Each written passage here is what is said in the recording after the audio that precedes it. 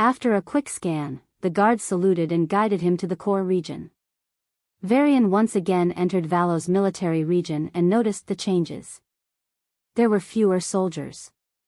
Some training facilities which used to be full were now desolate. But unlike simply patrolling, the soldiers now faced the real danger in the planetoids. Somehow, this reminded Varian of the Defense Academy. Back there, all he had to do was practice and improve.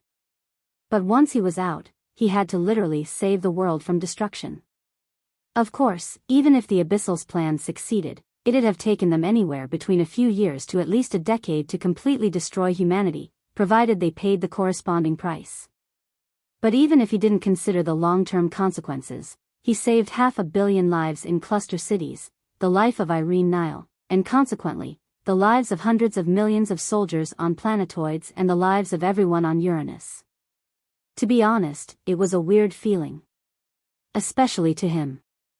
The fact that he failed to save his mother always bothered Varian.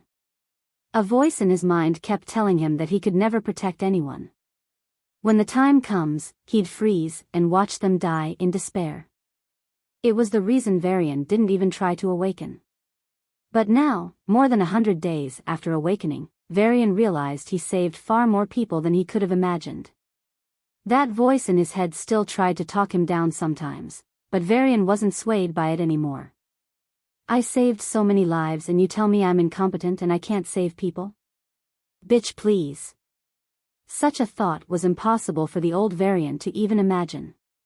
But now, he would just grin at the negative voice. Sir, ID once again. The guard said, and Varian realized it was a new person talking to him, a level 7. They were in front of the core area already. So, there were more checks. Here. Varian swiped his comm and after a few more checks, he was taken to the teleportation formation. Is this really the thing? Varian pointed to a vast circular formation filled with various patterns and filled with many materials and asked. The formation looked as expected, but everyone was cutting the gray building it was in. Now all that was left of the giant building were 2 walls. Ah ha ha, we're upgrading the facility. Don't mind it. The guard laughed awkwardly. After knowing durasium could be used as an explosive by Ragnaroks, the army decided to scrap the metal. And of course, they decided to use it for explosives. They already started reverse engineering the bombs. Oh. Varian nodded and didn't comment much. Then after one more checkup from the level 8 guards, Varian finally stood on the teleportation formation. Have a safe trip. The guard that guided him waved and the next moment, the formation lit up. Space twisted and Varian was gone. Enigma-tic Solutions to Relationship Problems, version 3.17, 101 Plans to Kill Sarah. P.S. Best friend or boyfriend, you decide? Tips to winning a man's heart. P.S. Don't dig it out. Contrary to popular belief, it doesn't work. What should you do if your boyfriend suffers from amnesia? P.S. Don't wait for him to recover his memory, make a move already. Sia looked at the files on her desk with an expressionless face. Kakacha. The hand she was holding the desk exerted too much pressure and almost broke the costly desk. Glossing over the 3rd file, she commented. I can't make a move and you perfectly know why. Then she turned to the 2nd file and her expression darkened. Enigma, digging hearts isn't a popular belief. If anything, that's organ trafficking. Then she looked at the 1st file. With a shivering hand, she reached out to it. Open or not open? Open or not open? Open or... Sia's mind ran faster than light as her mind was thrown into turmoil. After what happened, things won't be normal. Even if his mind accepted me, his body would never. Sia's expression turned complicated. In the past, she did visit him in disguise. Even though he didn't know it was her, his body reacted to her presence. His face paled and a "get away from me" was written all over his face. The longer she stayed with him, the worse his condition got. She didn't get closer to him after he awakened, but Sia didn't hold any high hopes. His weird behavior couldn't be explained. How would his body instinctually notice her presence? He wasn't even an awakener back then, so he didn't have any powers, or did he? I'm getting ahead of myself. He'd hate me after he regains his memories. Sia shook her head. Then she tapped her comm and a hologram of Varian fighting Abrax appeared. Without knowing it herself, Sia stood up and walked up to him. Stretching her hand, she slowly caressed his face. Varian, do you know, I'm very proud of you. A smile bloomed on her face as she said. You always said you wanted to save. Now you finally did. You didn't listen to Enigma's threats nor did you agree to my pleas. Like always, you were stubborn. But you did it. Are you happy? She didn't know why, but her emotions seemed to be in turmoil. She wanted to hug him hard and tell him it was okay to rest now. He was only sent for a small mission. Yet he took upon himself so much more. If only she could, she'd share his burden and celebrate his victory. Sia closed her eyes and muttered. Sarah, take good care of him or I might really follow Enigma's advice. A/N, apologies for the late release. Of course, the most disappointed and the most enraged of all was the Abyss Emperor himself. But unlike the Abyss rulers who turned to train madly or indulging in one thing or another to pick themselves up, he did something entirely different. He ordered the think tanks to study all the reports and give him the crucial information. The reports were comprehensive and included all recent developments in the cluster cities and all recent major events in the Federation. It was no wonder that the hard copies of these reports filled a room.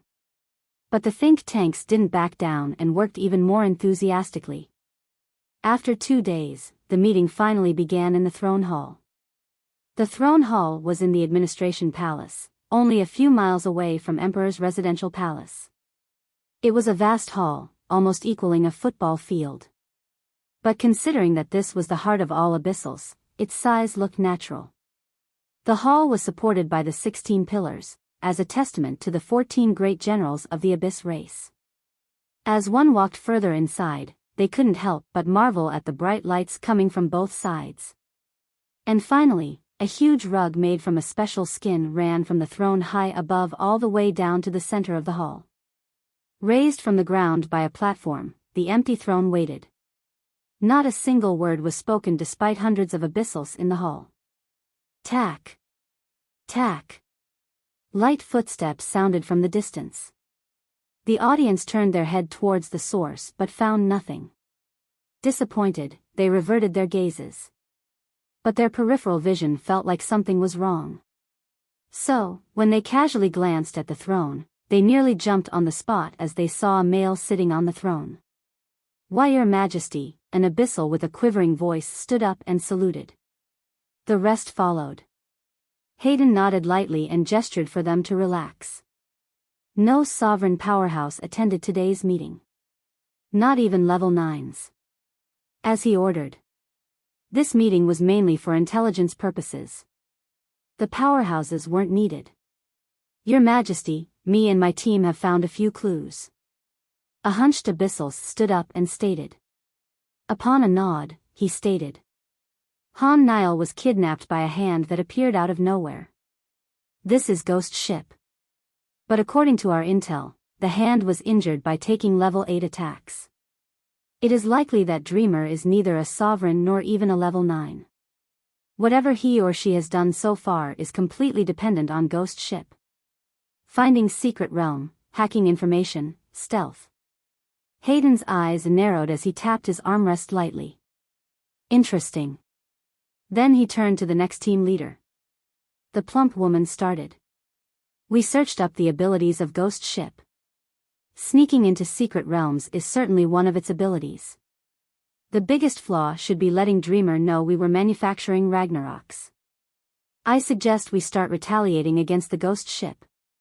The incompetence of our intel. There are definitely spies within Shadow Order. The presence of Durasia must have given it away. One by one, the think tank teams presented their argument. Hayden nodded from time to time, but his enthusiasm was waning. The quality was lost somewhere. Until finally, Shadow Guardians' help was crucial. Without that, many of our forces wouldn't be wiped out. They should be taken seriously. Particularly, Enigma. And from the samples gathered, my suspicions on her origin are proven. She doesn't belong to the solar system. Hayden's eyes brightened and he nodded. In the end, he invited 4 teams to his residential palace for further discussions. As the plan was finalized, the fire in Hayden's heart calmed. You asked for this. He muttered and was about to go through reports when a sweet voice entered his ears. Daddy, the coldness on his face melted instantly and Hayden picked up the girl that ran into the room. What's up, Eva? Mom is forcing me to practice. I don't want to. Wah. Eva hugged his neck and started throwing a tantrum. Hayden didn't know what to do. Who should he support? Emperor Hayden would certainly ask her to practice, but not Father Hayden. Arg, damn it. Right when he was in a dilemma, Beatrice grabbed Eva out of his hands and took her away. No escaping today. Eva looked back at him with puffed red eyes with a gaze that said, You traitor. Hayden wanted to say something, no words came out. She wouldn't hate him for it, right? Shaking his head, he went back to work. Using the deep network abyssals have developed over the years, and the one under the control of Shadow Order, the order was smoothly executed. As Hayden calmly went back to practice, the solar system was in turmoil. The dark web was flooded, the media was covering the same piece of news again and again. Famous people from the Federation all over were throwing interviews like there's no tomorrow. The general public knew of the first news and panicked. The strong awakeners knew of the second one as well and were on the verge of freaking out. Varian had no idea about these things. After a few teleportations, he reached Earth. From there, he went straight to his home and crashed his bed. After what felt like decades, he woke up to a screaming Boo. What happened? They all know. Master, all the capabilities of Ghost Ship are leaked. What? Not only that, but there is also a paper proving that Enigma is not a human. Fuck. At her question, the panel of experts flinched. Traitor. He's betraying humanity. A hot-heated woman slammed her desk and declared. Others were shocked at her words. Traitor? That was a bit too much. But the channel hostess was more than happy to receive such controversial content. So, she smiled and asked. How is his treason justified? Do you think he has any ulterior motives for withholding the ghost ship? The question itself was a trap, as its presumption was that his treason was justified. That he actually was a traitor. Son of bitches. Varian cursed and changed the channel. Students all the way from little kids to college cadets were protesting on streets, carrying banners with titles like, Dreamer, Surrender Yourself. Ghost Ship's technology belongs to every human. For your selfish desires, do you want more of our soldiers to die? If you give in now, we'll defeat Abyssals early on. Varian clenched his fists. He felt like punching the living shit of the guy who started this. Boo. Master, Ghost Ship has its own operating rules. Transfer of technology is impossible unless you reach a level of the previous master. Boo answered with an uncharacteristically serious tone. Varian exhaled lightly and closed his eyes. Even if they want to study me, do you think I'll let them do it? Hell no. Then Boo asked meekly. Do you want to give me away? Varian's eyes snapped open and he patted Boo lightly. Don't worry. Hee hee. You're the second best. Just after me. Boo praised. Varian rolled his eyes and asked. Did you find where this started? Well, it was an abrupt post. The location was Neptune. Boo said and showed the original post. Hello, I am a technocrat posting this under anonymity after I found out the records of Ghost Ship after stealing them from Abyssals. Varian read the post again. Is this really so convincing that people started rallying protests against me to hand over Boo? Then he checked a few links attached to the post. First, the video of Han Niall's kidnap. Second, the video of Ragnarok's abruptly thrown inside Shadow Order's secret realms out of nowhere. Varian took a deep breath and suppressed his emotions. But he still couldn't help but smile wryly. No wonder. Dreamer, you are being irresponsible. You're playing a hero by keeping Ghost Ship to yourself. But do you know what's the cost? Tens of millions of lives. Possibly hundreds of milli. Varian closed the news channel and rubbed his forehead. Master, not anyone can be my master, Boo said slowly. They're just exaggerating things and trying to guilt-trip you. My technology is pretty much broken at this point. My stealth technology and space subsystems need rare materials not found in this solar system. Even if they find me, they won't be able to gain anything. Varian's expression finally eased. Laying on the couch, he asked. What's happening with Enigma? Boo fell silent for a few seconds before opening channels exclusive for powerful awakeners. The head of the Academy of Sciences, Earth, was at a press meet. Through the samples collected from Enigma and the method published in the dark web, we can confirm Enigma is neither a human nor an abyssal. We don't know how she arrived in the solar system or when. But what we do know is that if another force, even if weaker than us, joins the power struggle, we'll fall into passiveness. Whoever the third party supports wins. Speaking so far, the old man's eyes were filled with killing intent. Enigma's existence itself is dangerous. She must be disposed of all. We'll also be conducting a Federation-wide test to check if any such dangers exist. Click. Varian slapped the projector shut. Rubbing his brows, he thought of the consequences.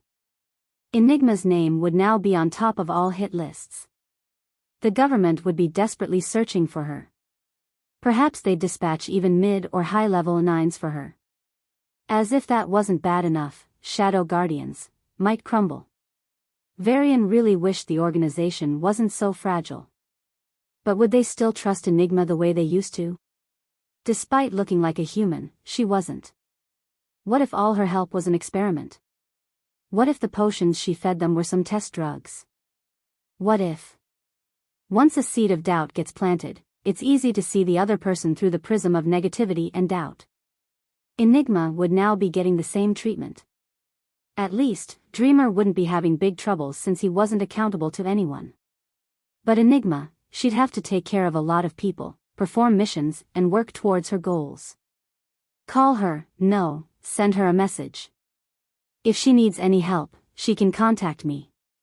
Varian said after thinking for a while. Then thinking of the sudden retaliation, Varian fell into contemplation. Abyssals, who is it this time? Meanwhile, almost 1,000 miles away, Enigma answered that question.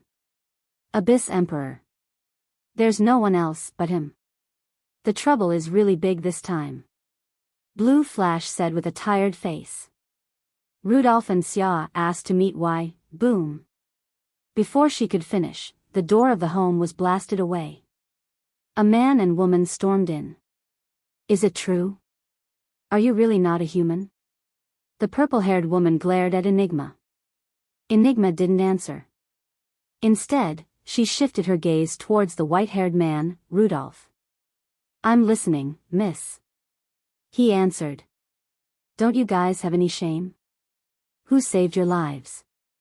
If not for her, Blue Flash growled and reprimanded them, only to be cut off by Xia. Please answer me, leader. Xia's eyes narrowed as her body slowly turned into lightning. I serve you, even though you are weaker than me, because I trust that as members of the same race, we will stand on the same side. One day, you'll be stronger than me and help our race further.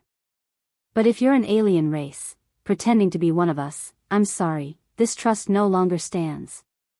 Enigma still maintained her silence and turned to Rudolph. He hung his head in shame and whimpered. I won't interfere in this matter. That was the best he could do, or so he told himself. Ungrateful bitches. If race is really the thing that mattered, what about Shadow Order? Are they cross-breeds of humans and Murlocs? Blue Flash yelled in anger. I'm sorry, Blue Flash. We will have to settle this another day, Xia said, and her eyes locked onto Enigma. Now then, leader. I will kindly ask you to tell me how you got to solar system, who sent you here, and what is your purpose? Zap. Zap. Lightning began to spread out from her body as a heavy pressure loomed over the area. I am asking kindly for the last time, Xia repeated. Enigma looked at the strongest members of Shadow Guardians and sighed. Are relationships really so fragile? Zap. Zap. A huge lightning disk was condensed. Answer me. Xia howled and raised her hand. Shua sword slash was the reply. Representatives of major powers were seated across the oval desks. Their gazes were fixed on the man on the stage. In baggy white coat and unkempt hair, a thin man was staring into the distance, lost in thought. Dr. Thomas. A young woman standing below the stage whispered. Hush, it's almost ready, I'm almost there. Thomas made a hushed gesture and rubbed his forehead. The audience looked at each other in utter shock. Are you for real? We are the most elite delegation. We are ridden with many important tasks every day. Even mayors of big cities have to get the appointments to meet us, and you, not even a level 7, want us to wait? Some of the representatives clenched their fists in anger. They stood up and were about to exit the virtual meeting. They were waiting for 20 minutes for this fucker to speak. They'd sue him for wasting their precious time. But right when they clicked on the exit button, a notification panel popped up. Xander family's butler has ordered you to see through the meeting, no matter how long it takes. Mercenary King Hoff said the meeting can't be missed. The trade union. After reading the messages from their higher-ups, the representatives gave up all thoughts of protests and obediently waited. Forget it, I at least have a reason for not meeting my deadlines. Right as that thought passed their minds, a stiff voice originated from the stage. The samples we have from Enigma is only in the form of dried blood. If we test with the existing technology, her DNA, body composition is identical to humans. His words caused the representatives to raise their brows. But by using aura formations and new technology together, we can identify her uniqueness. She isn't a human. But neither is she abyssal. To be honest, we don't know what she is. Thomas said and started a lengthy proof on the spot. The representatives looked at their partners, researchers from their own forces. They were following the proof and started posing questions. Dr. Thomas, do you think she is related to Devis?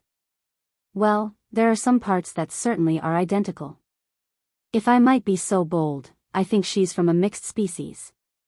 Mixed species? Yes.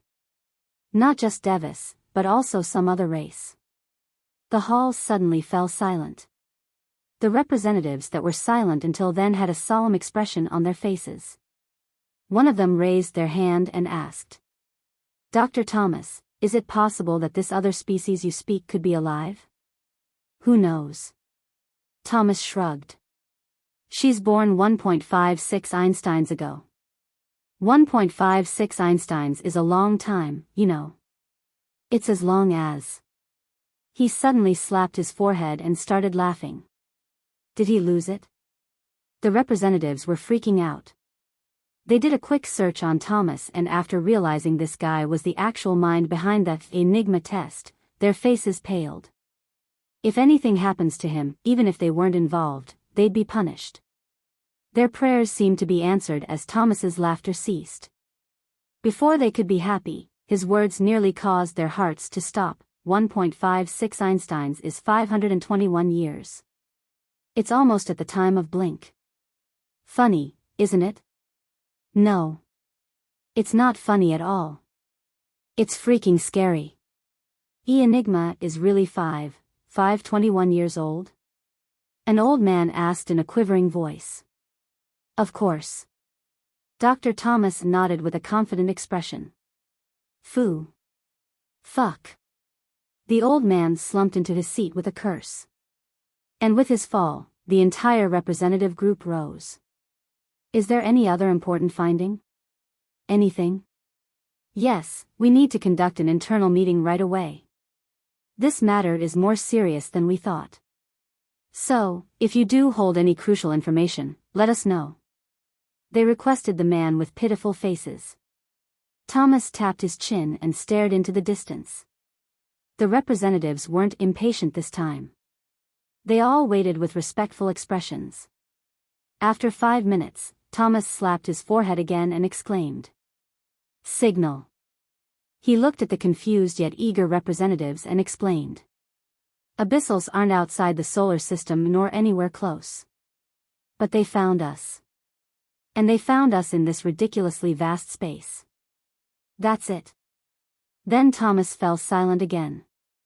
Apologizes, but what does that imply for Enigma? A middle-aged man asked with a face that said, "Can you not be so cryptic?" Thomas snorted in contempt but continued. Without precise cosmic coordinates, it's impossible for the Abyssals to find us. But you know what? The solar system is moving all the time. So, even a 1% deviation and they could be light years away. According to ongoing research, from the moment they entered the solar system and until Abyssals appeared, dungeons emitted signals aimed at the abysses. I think Enigma is doing the same. What? The representatives nearly felt their hearts stop for a moment. While there was already a talk that Enigma is an agent to guide her members to the solar system, it wasn't taken seriously. But now... Gulp. Even though they were in a virtual hall, they all wiped their foreheads. This was too much. They need to take action immediately. But before they did, they needed to know if there was any more crucial info. Thomas felt their intense gazes and cocked his head with a confused expression. You know this is the latest breakthrough, right? I might find more information, but it'll take time. For now, this is all I know. Great. Thank you very much. We'll lobby to get you the Discovery of the Decade prize. Sure. Thomas nodded without much enthusiasm, confusing the representatives. But they did understand that this guy wasn't your typical researcher. However, they didn't wish to spend more time there and exited the meeting hall for another discussion. The discussion which would decide the fate of not only Enigma but also Shadow Guardians. The Ministry of Defense soon posted the key details of the meeting on the Cail, the Federation-led social platform for the elite Awakeners. As soon as an Awakener reached level 7, they'd be added to Cail. Of course, these members each had a single invite, which was typically used to bring in the brightest youngsters that would one day become High Awakeners themselves. Cail was, in a sense, the platform that spoke to the people that were already powerful figures or would be powerful one day. So, articles on Cail were extremely curated and targeted by the Federation. By releasing the news about Enigma and the potential dangers, the message was clear. The hunt had begun. To this post, almost everyone agreed. Because many scientists also confirmed that Enigma's true age was more than 500 years. This was really the one thing that alienated the support she had.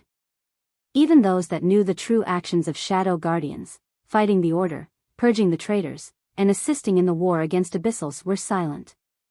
500 years old, would you really trust someone like that? How the heck was she even alive after so long? More importantly, what was her goal?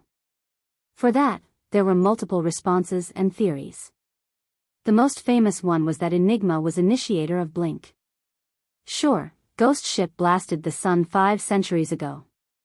But why would an empty spaceship come here? Unless someone was inside it. Who else but Enigma, who's around the same age? It takes a long time to build a reputation, but only a moment to destroy it. And Enigma's reputation was destroyed. The biggest happened in Shadow Guardians.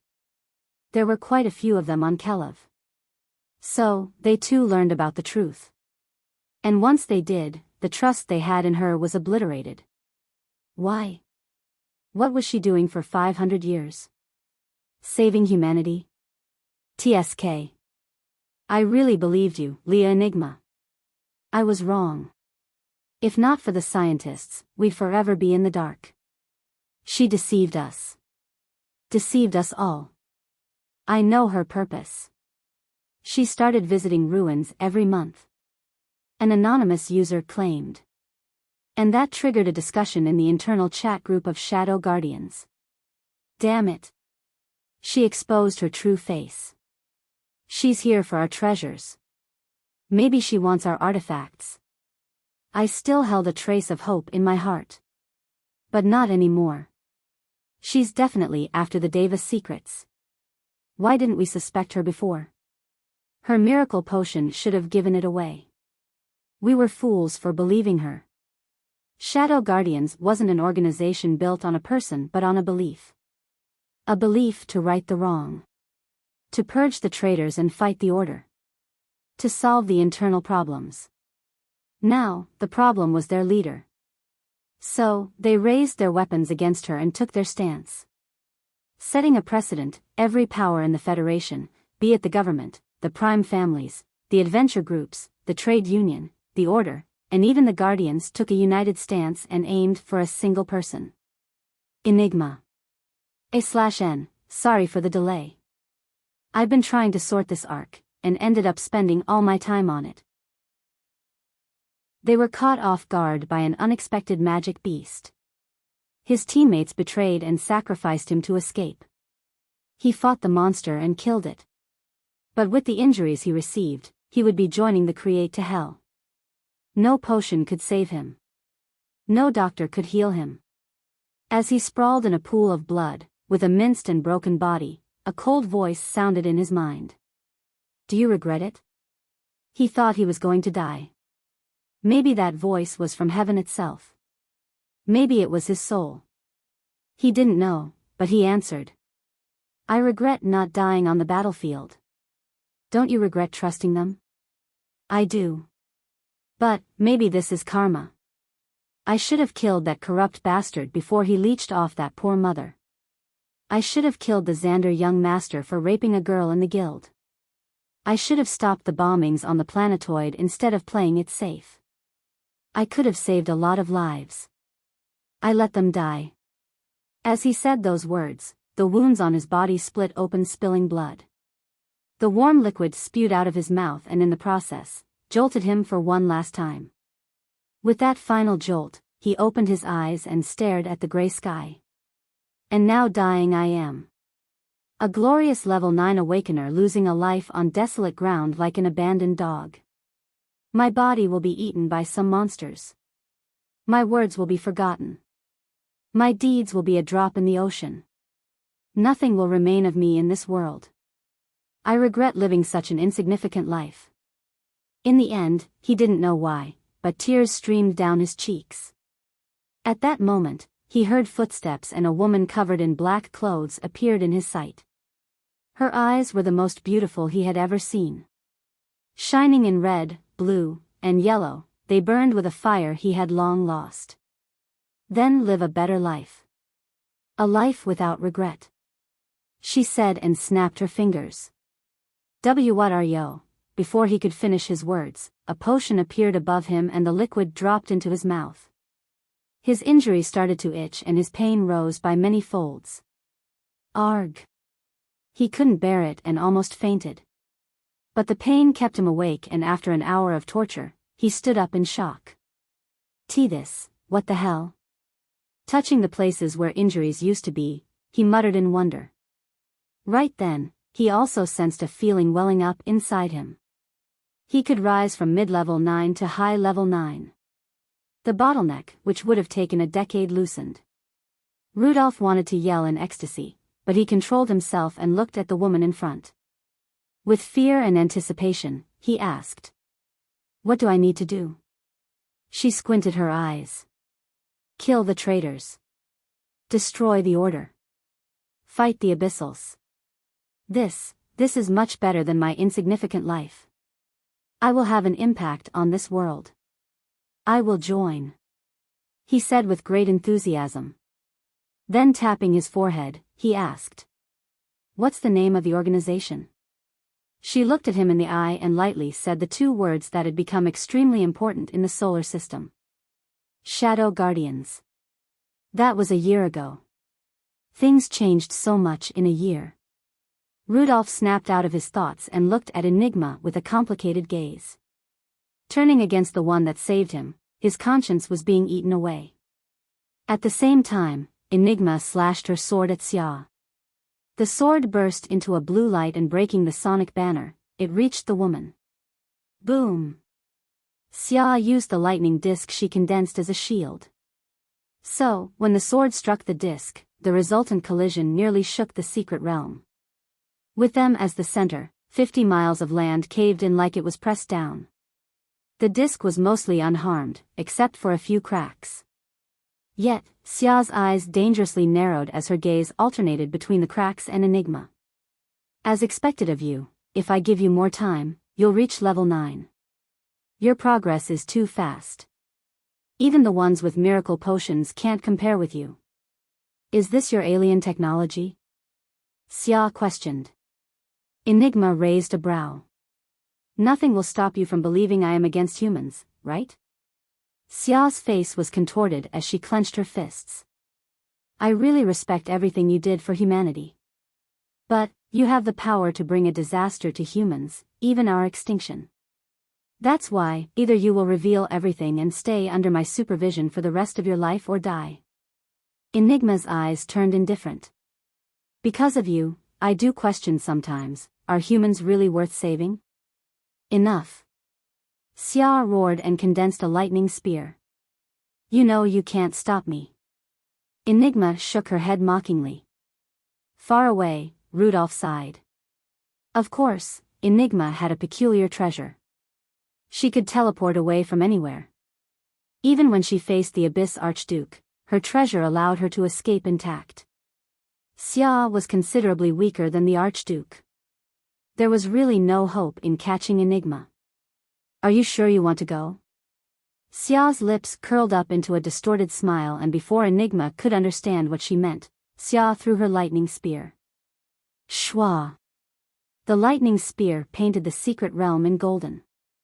Every member in the realm looked up and saw a blinding golden light in the sky.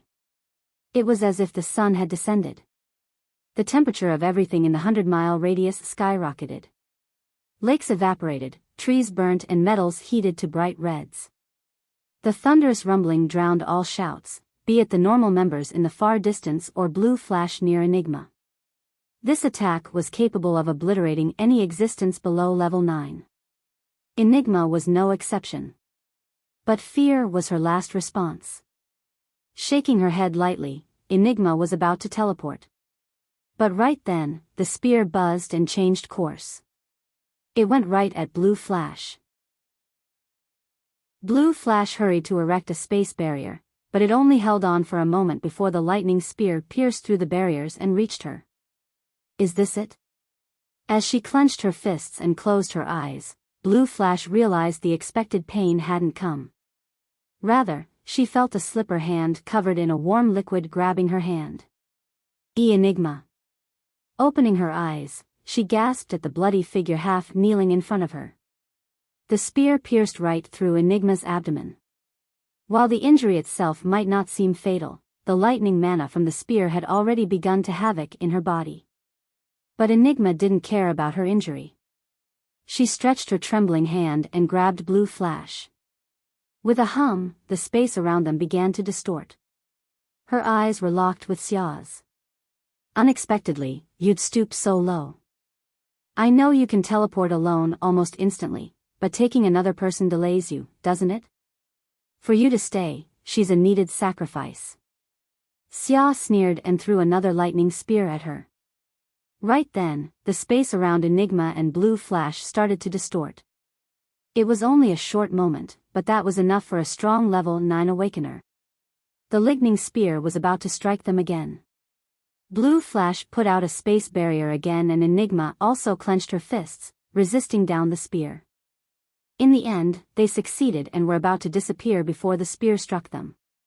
But Xia seemed to have expected it and simply laughed. At the same moment, a bright light enveloped Enigma. Then Enigma and Blue Flash were gone. Boom! The lightning spear struck empty ground and shook the secret realm. Ha ha ha! Xia nodded like a mad woman. I got her. I got her. Rudolph walked up from the distance and looked at the place where Enigma previously stood. A huge crater spanning tens of miles was created. If Enigma was really hit by that last attack, she might have died. Xia, why are you going for the kill? We only agreed to question her. Rudolph glared at the crazy woman. Xia sneered at him. I asked her nicely, didn't I? She answered none of my questions. You simply hate non-humans. Rudolph gritted his teeth. His words seemed to have triggered her as Xia's breathing ragged and she laughed in madness. Tears wetted her cheeks and blood dripped her lips. With disheveled hair and a mad smile, Xia collapsed onto the ground as she said in a mix of rage and despair in a voice that caused Rudolph to shiver. Yes. I hate everything that is not human. I hate abyssals. I hate magic beasts. They took everything from me. My brother, my sister, my children, everything related to me is gone. Such abominations shouldn't be allowed to exist. Only human race should be allowed to live. Only then will no one experience the grief I did. Enigma promised me such a world of peace. But with an alien like herself leading us, how can we be safe? How can we be safe? Rudolph looked at her and felt rage build inside him. He appeared beside her and raised his hand. Pa! The crisp sound reverberated in the air as Xia clutched her cheeks in shock. Why you? Shut up. I don't understand your thinking. She had her secrets, but perhaps Enigma was really trying to help us. Help? Xia got up with a mocking smile. Looks like you are still delusioned. Come, let me show you something. Ignoring his confusing gaze, Xia walked to Enigma's home a dozen miles away.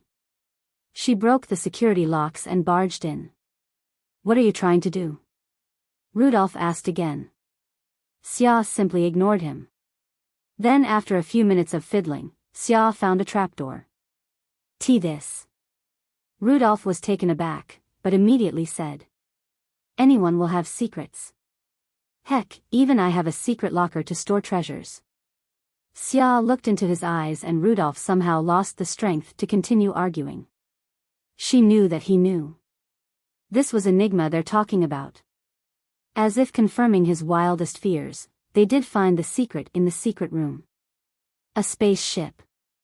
To be precise, a spaceship still under construction. Heavens crap. Rudolph could only gasp before him. Kneeling on the ground, he glanced to the side to see Xia in the same state. This space shuttle confirmed his deepest fears.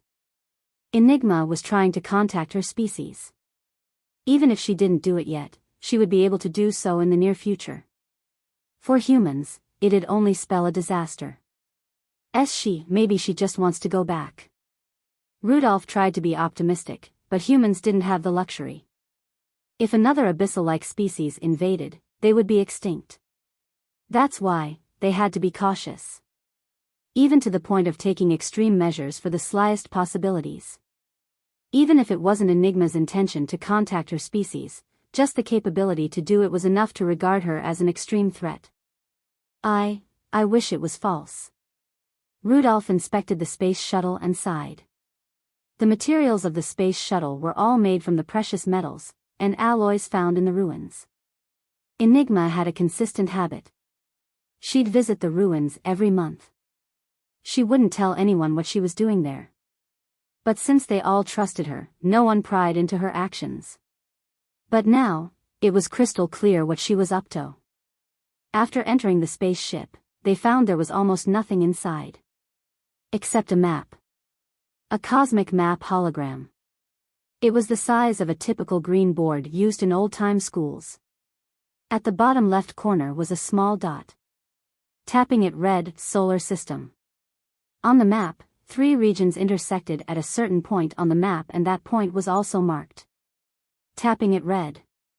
Destination. Rudolph closed his eyes and lowered his head. Xia patted him on the shoulder. I will bury her properly. Her eyes exuded endless killing intent. She won't be able to escape. The pupils he received over the years went on to become leading researchers and amassed massive influence, which in turn increased his clout in academia. Coupled with his own groundbreaking discoveries over his relatively short career, he was seen as one of the leaders in the community. Even the Federation took his opinions seriously. As such, no one would have expected that this was a man who was living many science students' dream life was worse than a psychopath. He hated his own race. And wished for it to burn. Why? Why would a man be so bitter and resentful of his own kind? Was he born this way? No. He too wished for a normal life. A loving family, a successful career, and a hopeful future. He was heavily influenced by the ideals of justice and equality. And then it happened. His parents, two working civilians in a corporate company, became collaterals. Were they sacrificed due to abyssals? No. Magic beasts? No. Two young masters of prominent families apparently lost their tempers and fought it out in the middle of a city. The result was hundreds of casualties. In them were his parents. His world nearly collapsed that day, if not for the ideals he still believed. Using all the inheritance money he had, and went to the courts. The young masters did get punished. The jail term of 10 years. Motherfucking 10 years? They took hundreds of lives and were punished for 10 years? Was that it? Was that all their lives amounted to? Where was justice? Where was equality? Having grown as a sheltered child until then, the incident really broke all his shells and possibly his mind. Justice and equality are illusions by the strong to enslave the weak. Was his realization. Every court case which treated high rankers differently from mid-rankers and mid-rankers from low rankers only strengthened his belief. The world was unfair. Your treatment only depended on the level of your divine path. It didn't matter if you committed a crime. It didn't matter if lives were lost and families were destroyed. Except for the victims' families, no one, absolutely no one gave a fuck about the injustice. Forget high awakeners and powerful people, even fellow commoners, the fellow middle class didn't give them another glance. They went on with their daily work. For it didn't happen to them, they acted as if it was never gonna be their problem. Those apathetic eyes, selfish, uncaring, and indifferent really hit him hard. Every day, at least 100 civilians were labeled as casualties across the Federation because of some powerful awakeners dispute. 36,500 people per year. Nearly 1 million people died after his parents for the same reason. Of course, Thomas never cried since that day. He made it his goal to make the world cry. He wanted it to burn. And he'd watch it with a smile on his face. Watching the selfish and crude humans feel helpless like the victims they ignored. And that's why he devoted all his being to his goal. He knew he had no talent for being a warrior. So, he joined the Academy of Sciences, grew his clout, and climbed the ladder step by step. After decades of dedication, his hard work finally seemed to yield. The first step was with the death of Enigma. Kukiki. Is her death really that helpful? Thomas chuckled and asked the hologram projecting from a red sphere, the Alpha Orb. The abyssal in the hologram nodded with a pleased expression. She is a big obstacle. Perhaps the only obstacle. If not for her, we'd have already conquered the cluster cities and Uranus. Neptune would have followed. In a year, the human race would have gone extinct. It's a pity she. That bitch. Thomas slapped the desk and growled. Saving humanity? Trying to be a hero? For these rotten creatures? Then he covered his face. He, kakik. Creepy laughter began to leak from his closed mouth. He looked at the abyssal and grinned. So, that's why you helped my research, eh? Good, good. The method to determine if Enigma was alien was partially assisted by abyssals. If not for them, it'd have taken one more year of research. Did you give them the treasure? The Archduke asked Thomas with a solemn face. Thomas smiled widely. It's an interesting piece of treasure. Even I'll need a few days to decode. Dr. Thomas, did you give the clients the treasure? The Archduke furrowed his brows and repeated. Thomas waved his hands in a generous manner. Of course, I did. I even told them the truth about Enigma's age. I also added that she might be trying to communicate with her race, 'cause why not? She can't communicate. The Archduke muttered. Huh? Thomas raised a brow. Never mind. The Abyssal shook his head and changed the topic. How was your next invention? Thomas's eyes brightened. It's done. With this used by the military, the fun will only begin. Haha. Good. If you need assistance, don't hesitate to contact us. The Abyssal said and ended the call. Assistance, eh? Thomas shook his head with a mocking smile. You guys are cowards. You had the power to destroy humans, but you backed out since the price is too high. TSK. Without some sacrifice, how will the world know pain? Speaking of pain, his eyes brightened. I wonder how Enigma reacts to her fate. Kakik. At the same time as his creepy laughter resounded in the lab, Xia was focusing on her special bracelet. On a hologram attached to it, the Earth was shown along with a fast-moving red point. Enigma, you're done. Xia took Rudolph and chased Enigma. Enigma pretended that she wasn't heavily injured in front of Xia and Rudolph. But in reality, she was in a dire condition. Blue Flash looked at Enigma and hurriedly whispered. Enigma. Huh? Enigma raised her head weakly. A huge cut ran through Enigma's black dress, from her left leg right up to her right shoulder.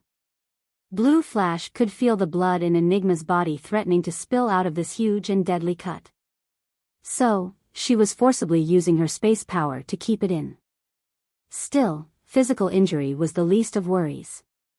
The lightning mana wreaking havoc in her body needed at least an hour of uninterrupted treatment. In fact that she survived after taking a peak level 9 attack nearly head-on was nothing short of a miracle. Blue Flash knew this. And that's why. Enigma, get yourself together. We'll escape soon. They put a tracker on me, Enigma muttered, each word causing blood to stain her face mask. The tricolor eyes that were always bright were now dim. Yet, the resolution in them hadn't wavered. Escape by yourself. And take care. Oh no. I'm not leaving you behind. Blue Flash said, and her space power vibrated.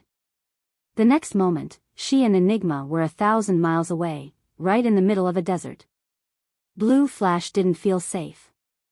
On the contrary, she felt like someone was after them. As a high awakener, she believed her instincts. So, without any hesitation, she teleported them a few thousand miles away again. A moment after she disappeared, lightning descended from the sky and two people appeared. Xia and Rudolph immediately felt the aura in the surroundings. Almost there. Xia gritted her teeth and checked the tracker. During the last moment she attacked Enigma, she also sent this tracker to her. Usually, it was obvious that Enigma would have felt the tracker and blocked it off. But this one wasn't dangerous to her life, so her instincts remained largely calm. And the tracker itself was stealthy. So, it successfully entrenched itself in Enigma and sent them her location every second. Zon Forest. Xia said after another check, and the duo's figures disappeared in the next moment. They crossed hundreds of miles and reached an evergreen forest.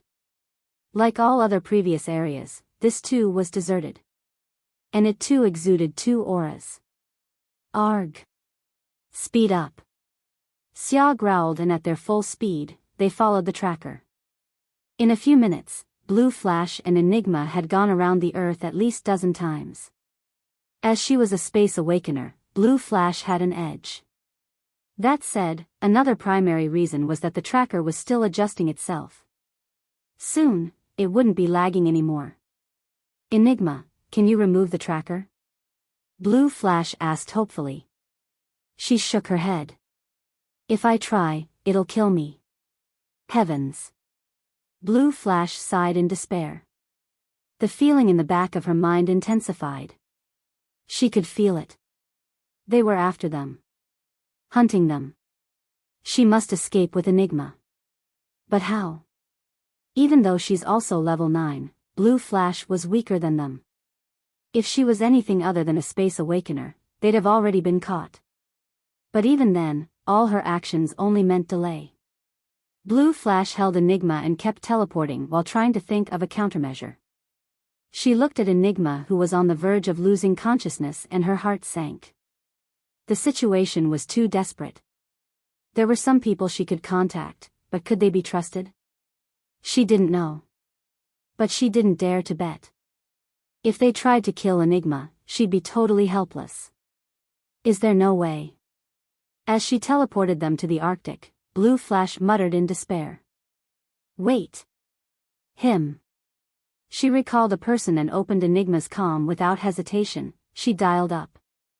As she finished the third teleportation in the 5th second, the call was picked up. Enigma, do you need any help? What happened to her? Dreamer's worried voice came from the hologram. Blue Flash yelled. She's on the verge of fainting. And we're being chased. Help us out. Dreamer's eyes glanced at Enigma's dull eyes for a moment and he sucked in a cold breath. Then he nodded. I'll be there soon. Wait, our comms are likely ratted out and tracked. Blue Flash said, but he already hung up the call. Fuck. Blue Flash cursed and teleported Enigma again.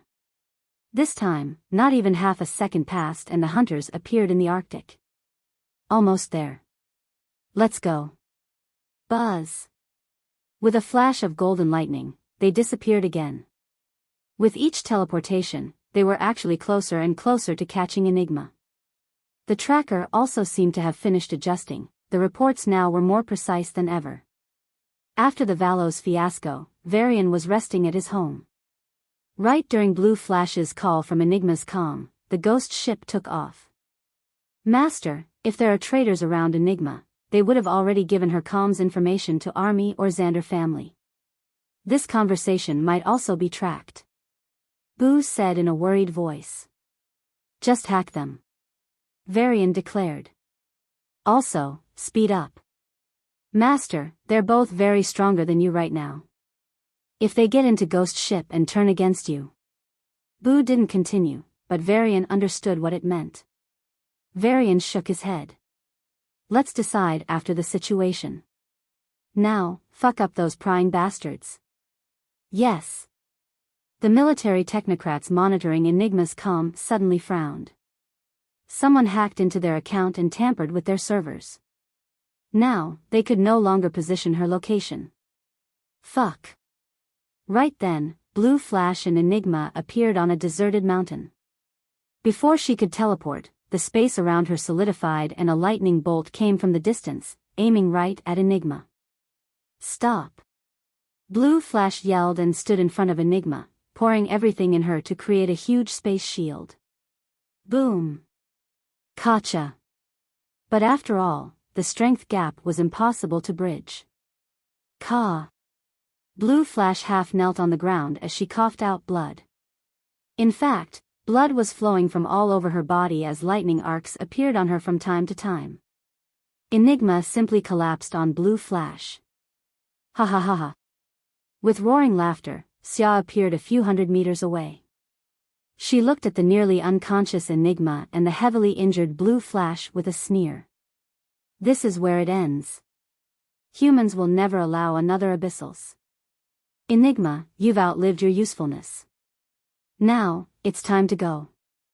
Saying so, she raised her hand and a spear condensed in her hand. Hey, wait. Question her first. Rudolph put his arm in front of her, unsure if he was trying to protect Enigma or really trying to get information from her. Xia narrowed her eyes and pushed Rudolph away with a lightning hand. Questioning can go to hell. So will our leader. Blue Flash held Enigma and glared at Xia stubbornly. You'll regret it. Stupid threats. Xia cursed and was about to release her attack.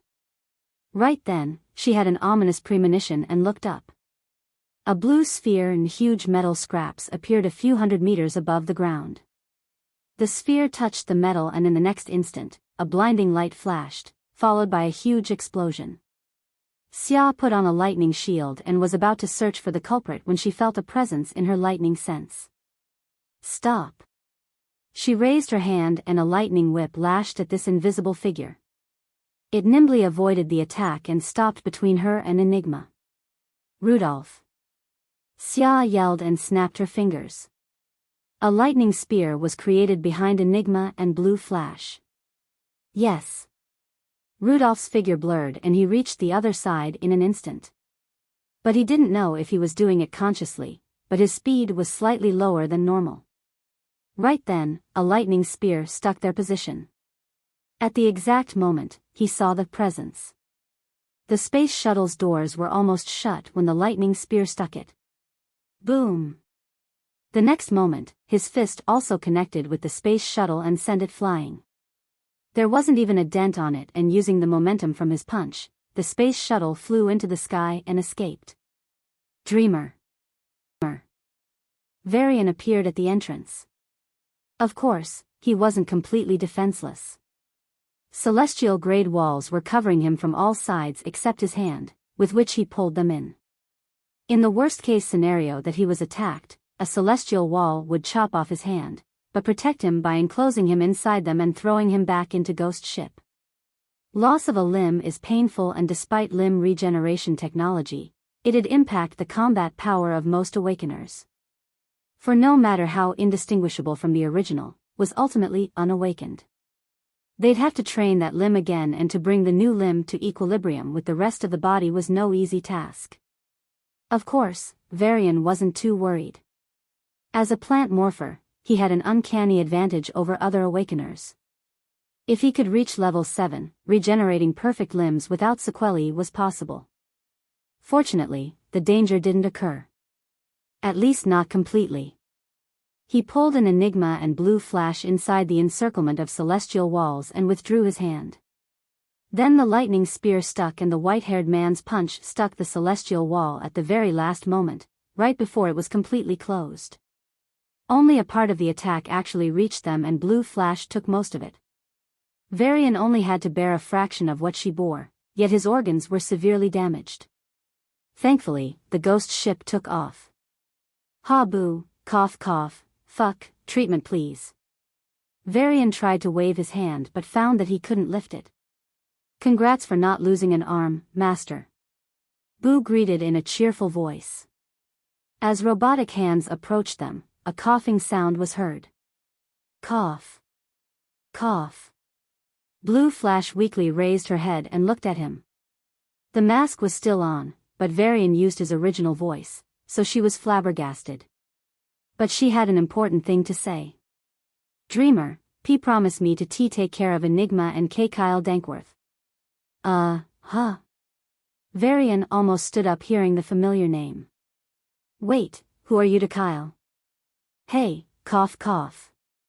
He ended up coughing blood for taking too much. But Blue Flash didn't answer. She couldn't, as she had fainted already. Keeping me in suspense, cough. Varian kept coughing blood. Master, do you want to start a blood coughing fountain? Boo rebuked, causing Varian to shut up.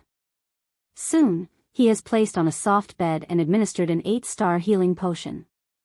For his level, it was a luxurious treatment. Since Boo had some rich stock of potions and treasures, it was fine. As his injuries healed and the pain faded, Varian felt his powers grow significantly. He did participate in the war briefly, but it gave him a nice overall improvement. This addition was merely icing on the cake, but Varian could feel that he was almost there. How are they? Varian asked, slowly sitting up. Next to him were 2 small rooms covered with celestial-grade walls. Varian could see the situation inside. Enigma and Blue Flash were both being healed. Enigma's dress seemed to be a treasure. It repaired itself, and if not for having seen it with his own eyes, he'd have never believed Enigma had a serious injury. Next to her was Blue Flash, who kept twitching and thrashing in the bed. Varian recalled her last words and tapped his chin. Take care of them? Did she think she wouldn't survive? Her injuries were way more lethal. Boo manifested in front of him and answered. I had to use a 9-star potion on her or she would have died. Ah. Makes sense. Varian finally nodded. 9-star healing potions were rare. Blue Flash must have thought he had no such healing potions due to the manner he rescued them. After all, if he was a level 9, he wouldn't hide behind the wall or be so injured from a fraction of a part of a level 9 attack. She had the healing potions in her storage ring, but she was not in a state to operate it. Due to the crappy rules of the trade union, the non-owner of the storage ring, Dreamer couldn't open it either. Thus, she thought she was going to die in absence of high-quality healing potions. However, once she's gone, Dreamer could access her storage ring and use the healing potions to save Enigma. She knew he'd save Enigma. But she needed an assurance. But more likely, she wanted to use the situation to plead with him to take care of Cail Dankworth. Varian thought for a long time and didn't find anyone related to Cail except Maya and his. Wait, is this really happening? Varian got out of his bed and entered the room. According to Boo, they'd take anywhere between 30 minutes to 1 hour to wake up. It was Boo's doing. Master, you should carefully think what you'll do with them and how you'll deal with them, Boo said in a solemn tone. Varian glanced at the two women and felt a massive headache. Shaking his head, he walked to Enigma. Heavens forbid what material her cloth was, but her face was still covered. But Varian discovered something interesting. Her tricolor hair turned silvery white. There was also something strange about her that he couldn't quite put a finger on. Shaking his head, Varian inched closer. Then suddenly, Varian jolted back as his instincts literally pushed him away from her. His thoughts were normal, but his body, his adrenaline was fully charged and his aura was in chaos. There was an almost irresistible urge in him to move away from her. Varian fought the feeling and stepped forward. It was like carrying a mountain. His footsteps were incredibly heavy and his shirt was already drenched in sweat. Varian's breath was ragged as he felt a huge weight on his chest. His entire body was revolting against him. Don't approach her. It conveyed. Varian had no idea what was happening, but he stubbornly stepped forward. Right then, the urge in his body changed and his aura rioted. Zap! A lightning spear condensed out of his hand and nearly pierced Enigma, if not for his final intervention. What the hell is happening? Varian stepped back, nearly collapsing as he muttered in a daze. Varian slumped on a couch and shook his head. No. It's purely physical. It's like, my body, my instincts were acting. Closing his eyes, Varian recalled the feeling of revulsion. It reminded him of the dark days he wished to never go back to. Master, let me conduct a full-body scan. Boo didn't wait for Varian's approval and did its thing. Phew. There's no abnormality. Seeing Boo sigh in relief, Varian didn't know whether to laugh or cry. I just had some abnormal reaction. Your body is safe and since you said your mind is also safe, you didn't receive any damage, Boo stated. Then we can think of countermeasures. Varian nodded. He was interested in this abnormal reaction of his body. But more important than that was solving the current mess. Varian looked at Enigma through the special glass window and was at a loss for words. Betrayal. Near death. Rescue. I wonder if she can take it. Varian pitied her and turned to Boo. Are their comms taken care of? Yep.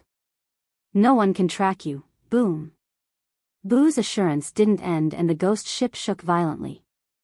Varian turned on the monitoring and gasped. Ghost ship already left Earth and was wandering in the region between Moon and planetoids. They avoided the patrol routes. Yet, almost 100 patrol ships were coming from them. The attack just now as the blast of a fire lotus condensed by a level 8 awakener. And in less than a second, dozens of such attacks, fire lotuses, ice thorns, lightning bolts, and earth hammers were created. Gulp. Varian swallowed his saliva and yelled. Boo! Going. Ghost ship sped up in an instant and left behind the patrol shuttles. The location they were previously at was now a blend of fireworks as even space shook violently. Son of a... Varian exhaled and gazed at Boo. You were saying something about not being tracked. Did I? Must be my system error. Ahahaha. Boo laughed awkwardly. Expand your radar and watch out, Varian instructed. Having left behind the patrol shuttles due to its superior speed, Ghost Ship won a few minutes of peace. Until a group of patrol ships a dozen thousand miles away from them suddenly started rushing towards them. Varian wanted to flip the table. There's no way these guys aren't tracking us. Ghost Ship was known for its stealth. There's no way current human technology had any chance of detecting them. That meant, Varian turned to the healing room and his face showed a troubled expression. One of these has a tracker which escaped your full body scan, Boo. Boo was silent for a few seconds before replying. Could also be treasure, Master. Maybe we can put blue flash on an asteroid and check if the tracker is on her? From a purely rational perspective, it was the best choice. Since Varian's goal was saving Enigma and not blue flash, it was a 50% chance to get rid of the chase. Sure, Ghost Ship was faster than them and wouldn't be caught. But now, anywhere Ghost Ship goes, the whole Federation would know. If nothing was done, then forget about sneaking into secretive areas. Ghost Ship, and by extension, Varian wouldn't even be able to stop anywhere. They would have to keep running because once they stop, they'd be caught up. A 50% chance to reduce this situation was very tempting. If it was before, Varian would have thought it through seriously. But after hearing Cail's name from her, Varian didn't consider abandoning her. At least not until he confirmed her relationship with Cail. If it was the same Cail, then fine, he'd not throw her out. If it wasn't, then... Boo, speed up their treatment. Varian rubbed his forehead. In the next 15 minutes, they attracted the attention of Space Patrol 4 times. Varian was, understandably, pissed. This was the first time the Ghost Ship's stealth was utterly useless. Just when I thought Valo's shit is over, this happened. Varian downed the wine rather furiously as he muttered with an annoyed face. Another reason for his annoyance, something he wasn't willing to delve deeper, was his abnormal reaction towards Enigma. The fact that he had no control over it pissed him off. Despite drinking wine like water, he couldn't get drunk. To him, it was really equivalent to water, just flavored. Thankfully, being sober helped him think through a solution. I can use my body and mind powers to restrain those instincts. Though, training for it will be a pain. The solution didn't really help his mood though. He was only temporarily fixing the issue and not solving the underlying problem. Even then, he'd probably not have enough time due to Enigma's issue. These days, I might go on a rampage. Destiny, fate, or whatever it is, it's fucking with me. Varian clenched his fist. If Destiny is a guy, I'll really kick him in the balls.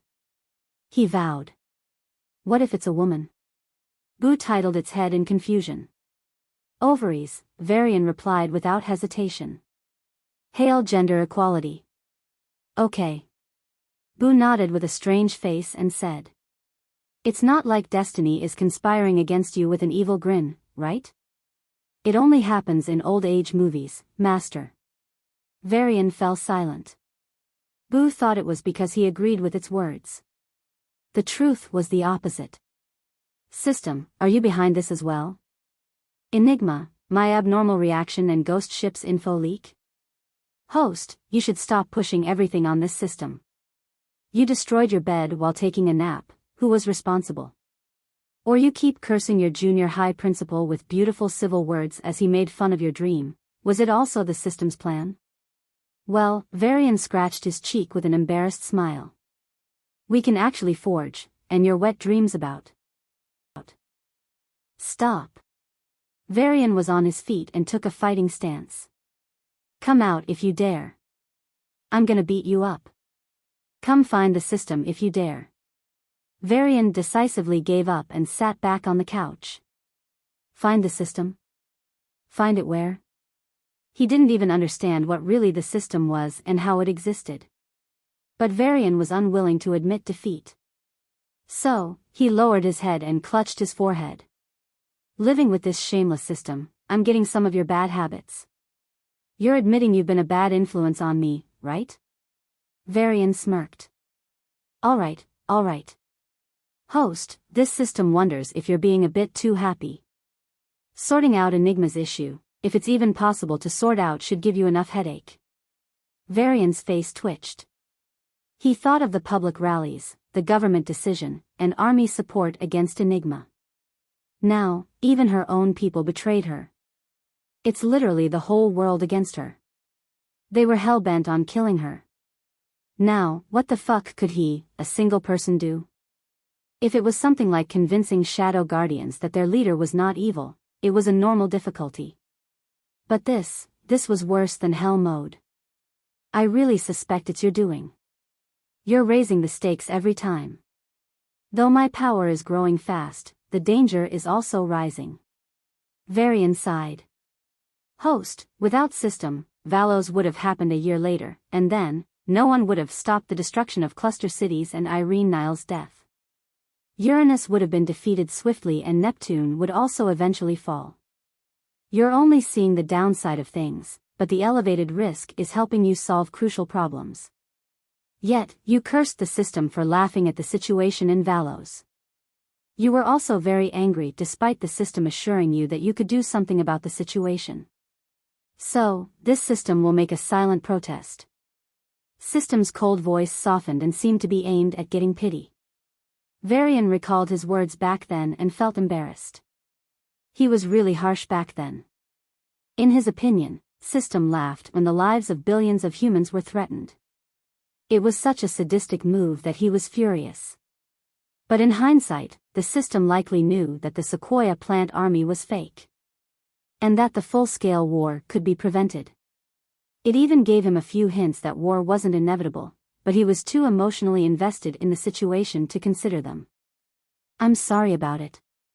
I was really worried what war could do then. The system really went into silent mode, but Varian always felt that it was rather satisfied with his apology. Master. Right then, Boo's excited voice came from a direction. Varian turned towards the healing room and heard Boo's voice again. They're waking up. Enigma finally woke up and so did Blue Flash. The first thing they saw was the blue interior of the room they were in. Enigma's senses were bounced back by the walls. Blue Flash too realized that her space sense was cut off from the outside and her face turned cold. How are you? Without any disguise, Varian was standing in front of the glass window as he looked at Enigma. Blue Flash was angry at his treatment but kept silent. Enigma, however, looked at him with cold eyes and said, "She is fine." Pardon? Varian raised a brow. And me staying here is dangerous for you. I have a tracker on me and I can't remove it. I'm leaving. Enigma got up from the bed and said.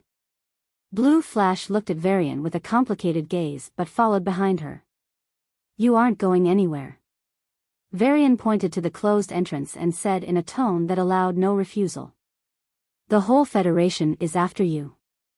In this freaking space, and in just 30 minutes, almost 5 patrol teams chased us to kill you.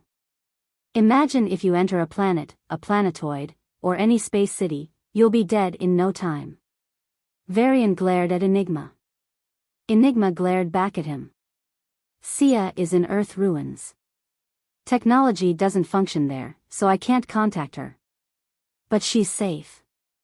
Varian narrowed his eyes. Enigma, I admit the reason I saved you is mainly because of Sia. But that doesn't mean I will let you go die. Enigma clenched her fists and stared at him. After full 2 minutes, she sat back on the bed. Looking at him with a not-so-indifferent gaze, she said. I can go out at any time. I just want to recuperate. And I'll repay you for saving me. Varian's lips twitched.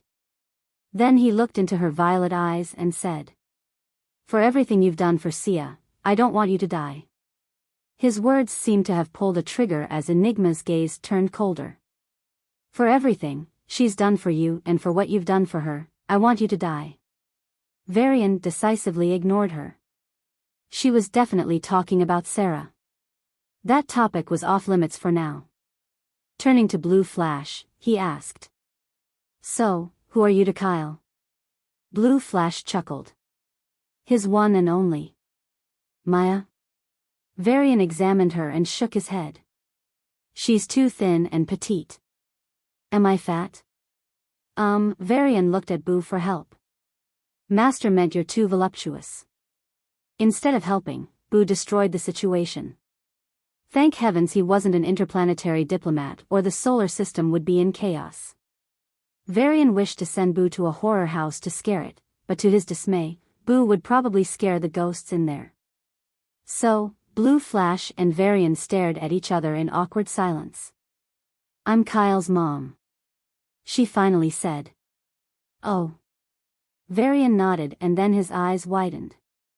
"Wait, what? He has a level 9 mom? Son of a, I'm sorry, I mean, he's lucky. And his best friend is Dreamer." Blue Flash narrowed her eyes. "Who reached level 6 in less than 3 months. Varian waved his hand and ended the topic. "We'll talk about this later." Turning to Enigma, he said, "Your problem needs to be solved first." In the next moment, a terrifying aura rose as Enigma and Blue Flash exited the room. Enigma locked her aura on Varian, causing him to feel as if a truck was placed on his back. "By releasing me, you're placing yourself in a vulnerable position," Enigma said lightly and increased the aura pressure. "Cool." Varian wiped the sweat off his forehead and breathed heavily. With a confident smile, he said, "First, the moment you show any killing intent towards me, I am assured of ending you." Varian lied with a confident face and hurriedly used his authority in Ghost Ship to mute Boo. "But Master, we don't have any such capability." Boo's words, which were supposed to be said out loud, were only heard in his mind. Varian sighed inwardly. Thankfully, he was quick. Or his bluff would have been blown by Boo itself. "Boo, just pretend. Put up an act," he urged the stupid ghost. "Acting? Sure." Boo cheered and grumbled the next moment. "I can't speak." "Oh, right." Varian removed the mute. Enigma was staring at Varian, who went silent all of a sudden. Is he seriously thinking of the next line? She wondered. Her thoughts were disrupted by a cute voice as a white ghost appeared in front of them. Thumping its little chest, it declared, "I, the super cute AI, Boo, warn you, if you try anything funny, I have the capability to end you 1,000,000 times before you can touch my master's hair."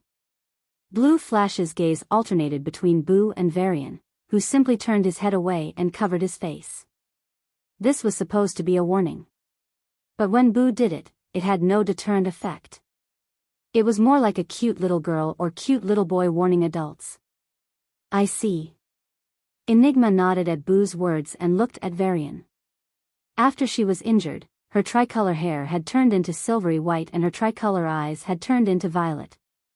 They were more real than those fantastical tricolor eyes. "I believe your threat." Enigma rolled her eyes. Clearly, she didn't. If anything, she must be laughing inside. "Secondly, I trust you." Varian shrugged and reported a better reason. "Trust? But you hardly know me." Enigma scoffed. "If you value your life, you shouldn't trust people easily."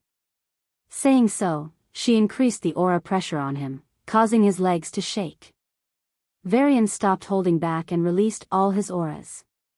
They quickly broke Enigma's aura lock, causing her to widen her eyes in shock. "Why you?" The expression, if only in her eyes, was priceless. Varian smirked. "I do know you want something and are working towards it." I also know that we're in the middle of space. I'm perfectly sure that if you attack me, then this ship will stop and we'll all get killed by patrol teams. And you wouldn't want that. So, I'll be safe. I trust you in the sense that you're a rational person who has her own interests. Enigma finally exhaled and, following Varian's gesture, sat on a couch. Blue Flash sat beside her. Varian snapped his fingers and a couch appeared a few meters away from Enigma. Oh, and one more thing. Varian turned to Boo. Travel in the Abyss Patrol region. Humans won't come there. That's actually a good idea. Boo said, and Ghost Ship quickly crossed the planetoids and entered the Abyss Sphere of Influence. Here, only Abyss space shuttles patrolled and human ships didn't enter. So, even if their location was disclosed, humans wouldn't be able to enter. I guess that temporarily solves the problem of tracking, Varian thought and walked towards the couch. Naturally, the distance between him and Enigma decreased, and after a certain point, Varian experienced the repulsive feeling again. His body pushed him to move away from her. It's like his body was pushed away from her. He flinched and stepped back. As High Awakeners, Enigma and Blue Flash immediately found Varian's abnormal reaction. To Blue Flash, it appeared like Varian was deliberately stepping away from them. Varian, do you think we'll harm you? She said with a disappointed voice. Varian pushed the couch a bit farther with his telekinetic power and sat down with a curious expression. He was about to answer Blue Flash when he saw Enigma's shoulders sagging. Enigma, you know what's happening with me, right? He asked. Enigma raised her head and nodded lightly. Her voice was heavy as she said. Your body, it absolutely repulses hybrids. What? Varian raised his voice in surprise. Then it suddenly hit him like a truck. All hybrids? You mean Sia too? Enigma nodded stiffly. Without your knowledge, Sia did approach you a few times. The result was similar.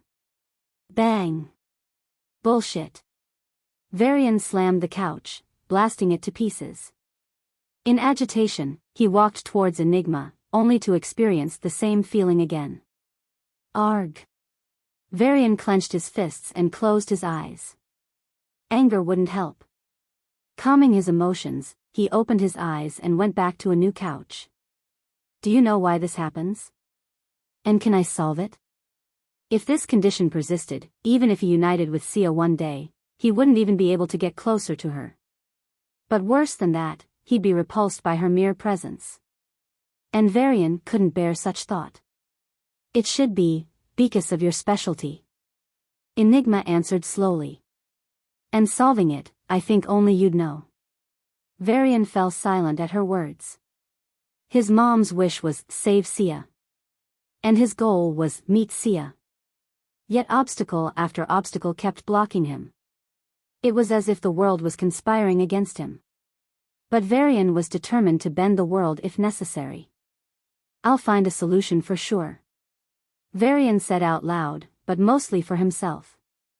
At the same time, he consulted the system, which was on a silent protest. System, why is this happening?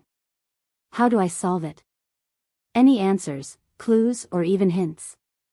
He asked in hope. Ah, come on. You're the best system ever. No one in the solar system, no, in the entire Milkway can compare to you. Varian started praising his system. His system had an ego. So, it worked. Not just in Milky Way, but even in all galaxies, the system has no parallel. It replied with proud robotic voice. Varian wasn't sure if it was simply bragging or being honest. But it didn't matter now. So, about the repulsion. It's something you can solve, but it really needs your dedication. And then it fell silent. Hey, give more hints. Some clues at least. Varian rolled his eyes and stopped asking. Just knowing that it's a solvable case put him at ease. Now, all he had to was try and solve the problem. But that could be set aside for later, for now. Varian's gaze focused on Enigma. Enigma, there, his words were interrupted by the fierce shaking of the ghost ship followed by a huge sound. Boom! But what was not normal was the 8 holographic figures sitting on the opposite crescent table. The arch-enemies of the sovereigns. The rulers of abysses. The abyss kings and queens. They had just logged into the virtual world and an angry voice sounded in the hall. "Don't waste my time, mongrels." Julius squinted his eyes at the abyssal Rolyus. "I got better things to do than talking to you." Julius' archenemy, the demon king of Earth Abyss, didn't show any anger. But inwardly, he wished to cut Julius to 1,000,000 pieces. But as always, the mission was more important. So, he stomached the disgusting experience and looked at Julius with a smile. "We know what's happening in the Federation. Regarding Enig, of course you do, unless you're fucking blind and fucking deaf." Ares cut in with a sneer. "Old fellow, when are you going to die? Because when you do, I'll send 1,000,000 of your kind to accompany you to hell." "Oh, really?" Thunder King of Neptune looked at his archenemy with contempt. "You worms used up all your luck in saving yourself last time. Or the cluster cities would have gone down." Then he pointed to Irene Nile and grinned with a bloodthirsty smile. "This bitch would have been killed and Uranus would have been history. Next, it would be your head on my spear and your planet under my feet." Demon King laughed. "Exactly. What would you have done? In addition to Black Pluto Day, Green Neptune Day and Yellow Uranus Day?" "Ha ha ha." Irene Nile clenched her fists as she glared at the Despair Queen. Despair Queen stared back with eyes spouting fire. "Pathetic humans. Just got lucky, or we would've." Thunder King was interrupted rudely by an arrogant and angry voice. "Would've. Would've. Would've. Can't see why you're so happy." Julius shook his head. "Pfft. Ha ha ha. Delusional much. All your resources, all your time and all your efforts went down the gutter." The sovereigns laughed this time and Abyssals turned silent indeed. Their plan, no matter how grand, ultimately reaped no benefits. All thanks to a few people. Dreamer. Despair Queen narrowed her eyes as thick killing intent flashed in her eyes. Not only her, the remaining Abyss rulers also had a strong desire to kill him. Based on the footage they received, Dreamer was heavily involved. The sovereigns didn't know the truth and were calm. Not them. They just wished to torture him alive. But despite their rage, they had to follow the Emperor's order and end Enigma. Ahem. Sin King of Mercury coughed lightly, catching the attention of both humans and Abyssals. "We can taunt each other later. We're here for a mutually beneficial purpose." "Oh." Irene Nile raised her brow. The other sovereigns also paid attention. After all, Sin King was the oldest guy in the room, just like his archenemy Albert. "You want to hunt Enigma too?" Albert asked directly. "Haha. Yes." Sin King admitted. "My reports say you found a method to track her and she escaped from Earth. If she ventures to our areas, we want to end her. So, share the tracker." "What makes you think we will?" Ares raised his voice. Albert glanced at him and shook his head. "If Enigma could call her own race, then we'll have a third race in the solar system. Be it Abyssals or humans, we both don't want a third party here." Saying so, he glanced at Sin King. "Is that it?" "Yeah. You're sly as always." Sin King smiled, but his eyes were filled with killing intent. Both of them were waiting for the other party to die out of old age. Julius clicked his tongue and said, "If not for Dreamer, her corpse would be buried a lady." Demon King laughed at his archenemy. "Nah. You'd have taken her corpse to lab. You sick bastard." His words caused everyone to turn towards him. Julius continued nonchalantly. "Anyway, I agree with the proposal. She's a mutual threat. Kill her before she does anything catastrophic." Albert nodded and said, Now then, votes. The sovereigns voted favorably. Except Irene. She abstained from voting, which here translated to opposing. Why? Ares asked with a hardened expression. Irene-Niall fell silent for a moment before shaking her head. Dreamer, he hasn't been against humanity since his first action. He saved her now. Maybe there's a good reason behind it. Pfft. He's also likely an alien. Helping fellow species. Despair Queen chuckled. Irene-Niall clenched her fists, but didn't respond immediately. Taking her time, she answered. I saw him. He's a human. Don't know. Don't care. Julius stood up from his seat. Our defense ministry already gave the tracking software to every department. Giving to Abyssals won't clash with our options. So, yeah, get her corpse to me though. Abyssals, wish you hell. Julius disappeared from the meeting hall. Shortly after, his counterpart also left. Then swiftly, only Irene-Niall was left. Her views contradicted both her ally and her enemy. Dreamer. She muttered with a complicated expression. The exact moment the meeting was finished, Ghost Ship lightly collided with a huge Earth sphere. What? Blue Flash blinked her eyes and looked into the distance. Suddenly, her eyes widened and her face paled. Enigma looked into the distance and took a short breath. Varian too checked it out. In the distance, an abyssal emerged. His aura was exploding like a volcano, and it was one of the strongest Varian had ever seen. The man waved his hand and conjured an earth spear laden with deadly spikes. With no hesitation, he accurately marked the scrambling ghost ship and shot at it. Varian yelled. Boo, run. Isakpi.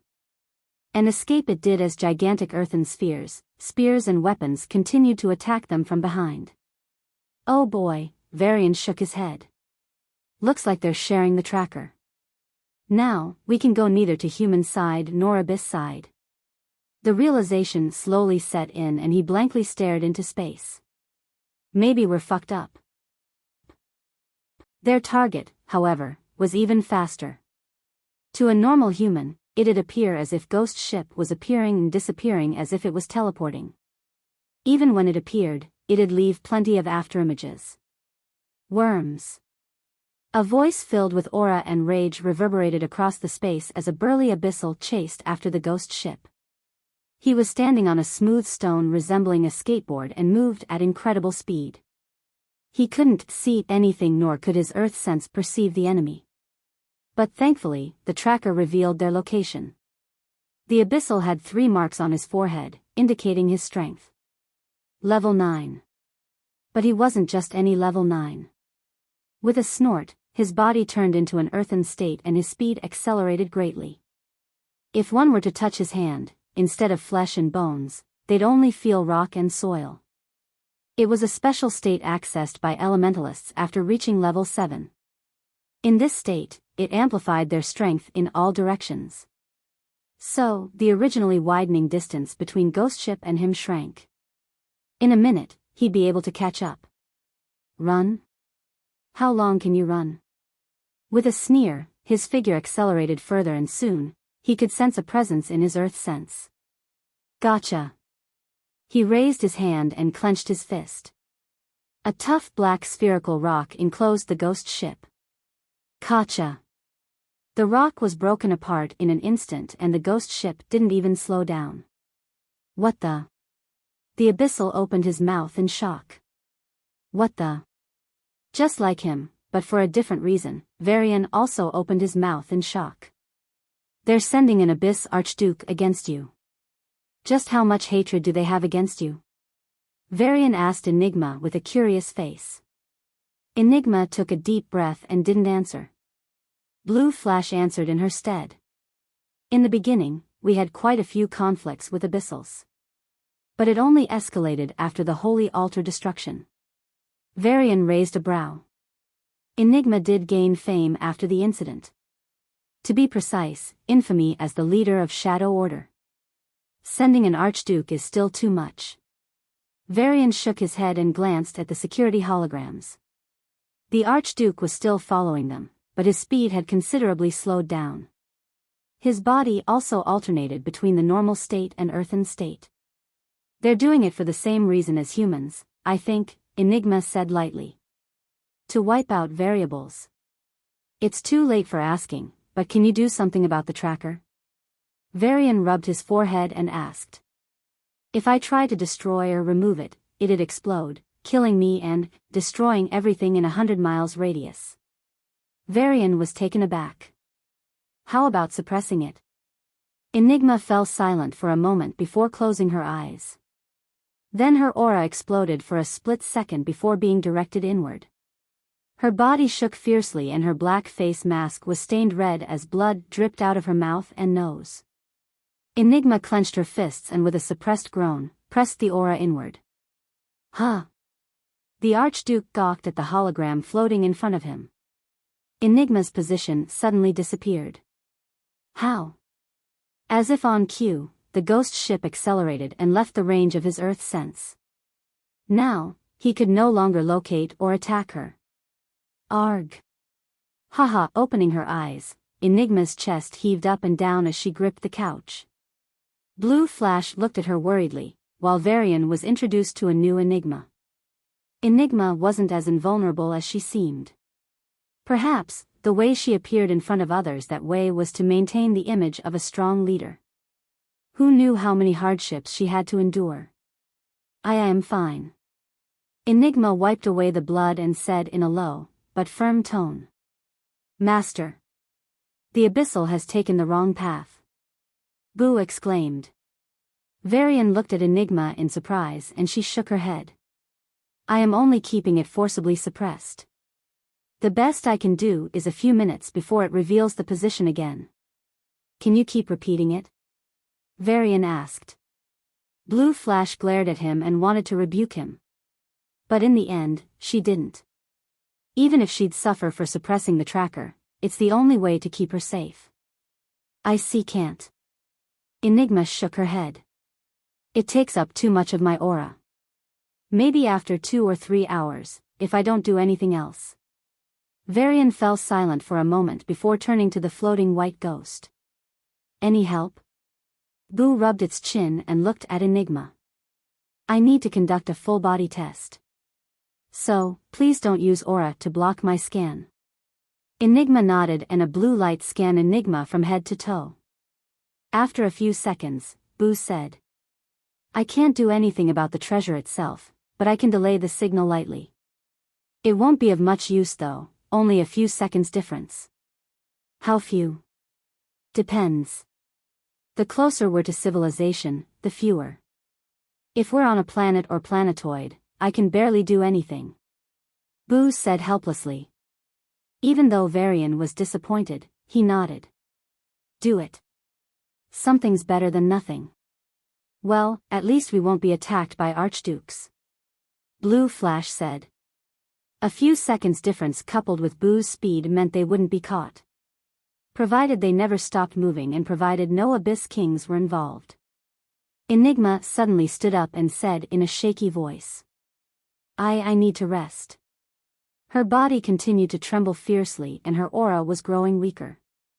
With each step she took towards the room, she appeared more and more feeble, as if she was about to collapse at any moment. What's happening? Blue Flash supported her and gave her a healing potion. It's all right. Enigma downed a 9-star healing potion and turned to Varian. You can't continue this any longer. I can suppress the tracker for 2 more minutes at most. Find an isolated place and drop me there. You'll die. Varian spat. If I'm here, why you too will die. Enigma glared at him and despite her quivering voice, she said in an adamant tone. If Abyss Kings interfere, a few seconds won't help. Will Abyss Kings even come? Varian asked but she stubbornly stared back at him.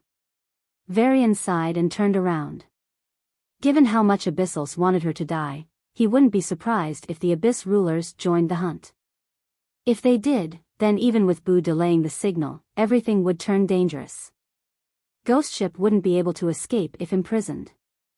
Then, sooner or later, they'll break in and kill them all. Varian took a deep breath and calmed his racing heart. This was really the first time he faced such troubles after getting ghost ship. There'll be a way out, he said. Enigma shook her head and entered the room, before collapsing onto the bed. Blue Flash sat beside her and tended to her. Master, for suppressing the treasure, she's bearing terrible pain every second, Boo said worriedly. It's 10 times more painful than getting all bones crushed to powder, and she has to bear it every second. Hiss. Varian sucked in a cold breath. When he looked at Enigma again, he had newfound respect. She shouldn't die, I won't let her. Rumors say that he was searching for the theoretical time awakeners so that he could get 25 hours a day. Alas, the human race doesn't seem to have an affinity with that divine path. In Evander's stead, Cail Xander headed the meeting. As the brother of the former Xander family head and sovereign Caesar Xander, Cail had a lot of authority. He had taken a back seat in recent years from the solar politics. Even on Earth, he appeared more in academies and training halls and less in barracks. Yet, no one could deny his influence. Some experts opine that if not for his active withdrawal, he'd have been the High General of Earth, not Evander. This directly contradicted with friends and followers of Evander, and the two sides had a lot of verbal spats. But the men in question themselves shared a harmonious relationship. That's why when Evander requested, Cail Xander joined a meeting after nearly 3 years. Seated in the central seat on the stage, he addressed the military officers. His voice, calm yet commanding, resounded throughout the hall. For centuries, we have struggled to deal with Shadow Order. The problem wasn't that they were too strong, but because we couldn't find them. Still, they were only an annoyance until Abyssals arrived.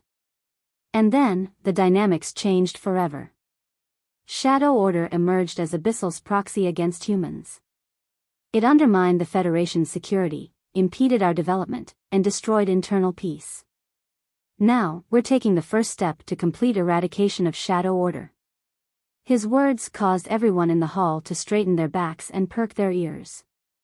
Cail Xander snapped his fingers and said, "This is the latest creation by the Academy of Sciences." A blue glass column appeared on the stage containing a hexagonal crystal device. Space radar. An old man appeared on the stage and said in an awe-inspiring tone. Everyone recognized the old man. He was the same guy that announced the secret of Enigma's identity, Samar, Dean of Earth's Academy of Sciences.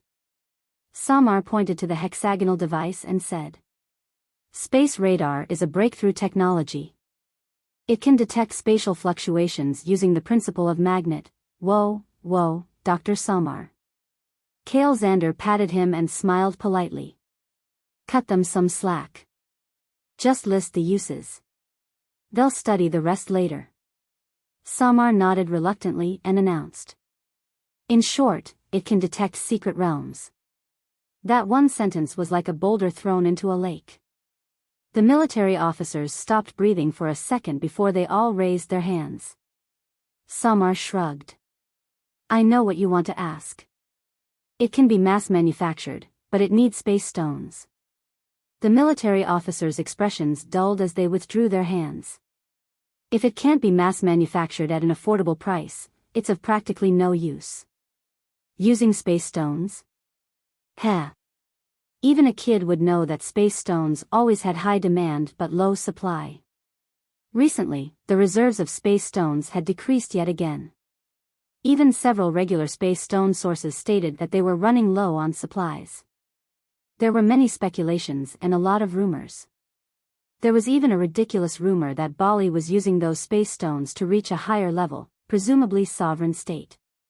Of course, no one was stupid enough to fall for that lie. Dual Awakener and Sovereign?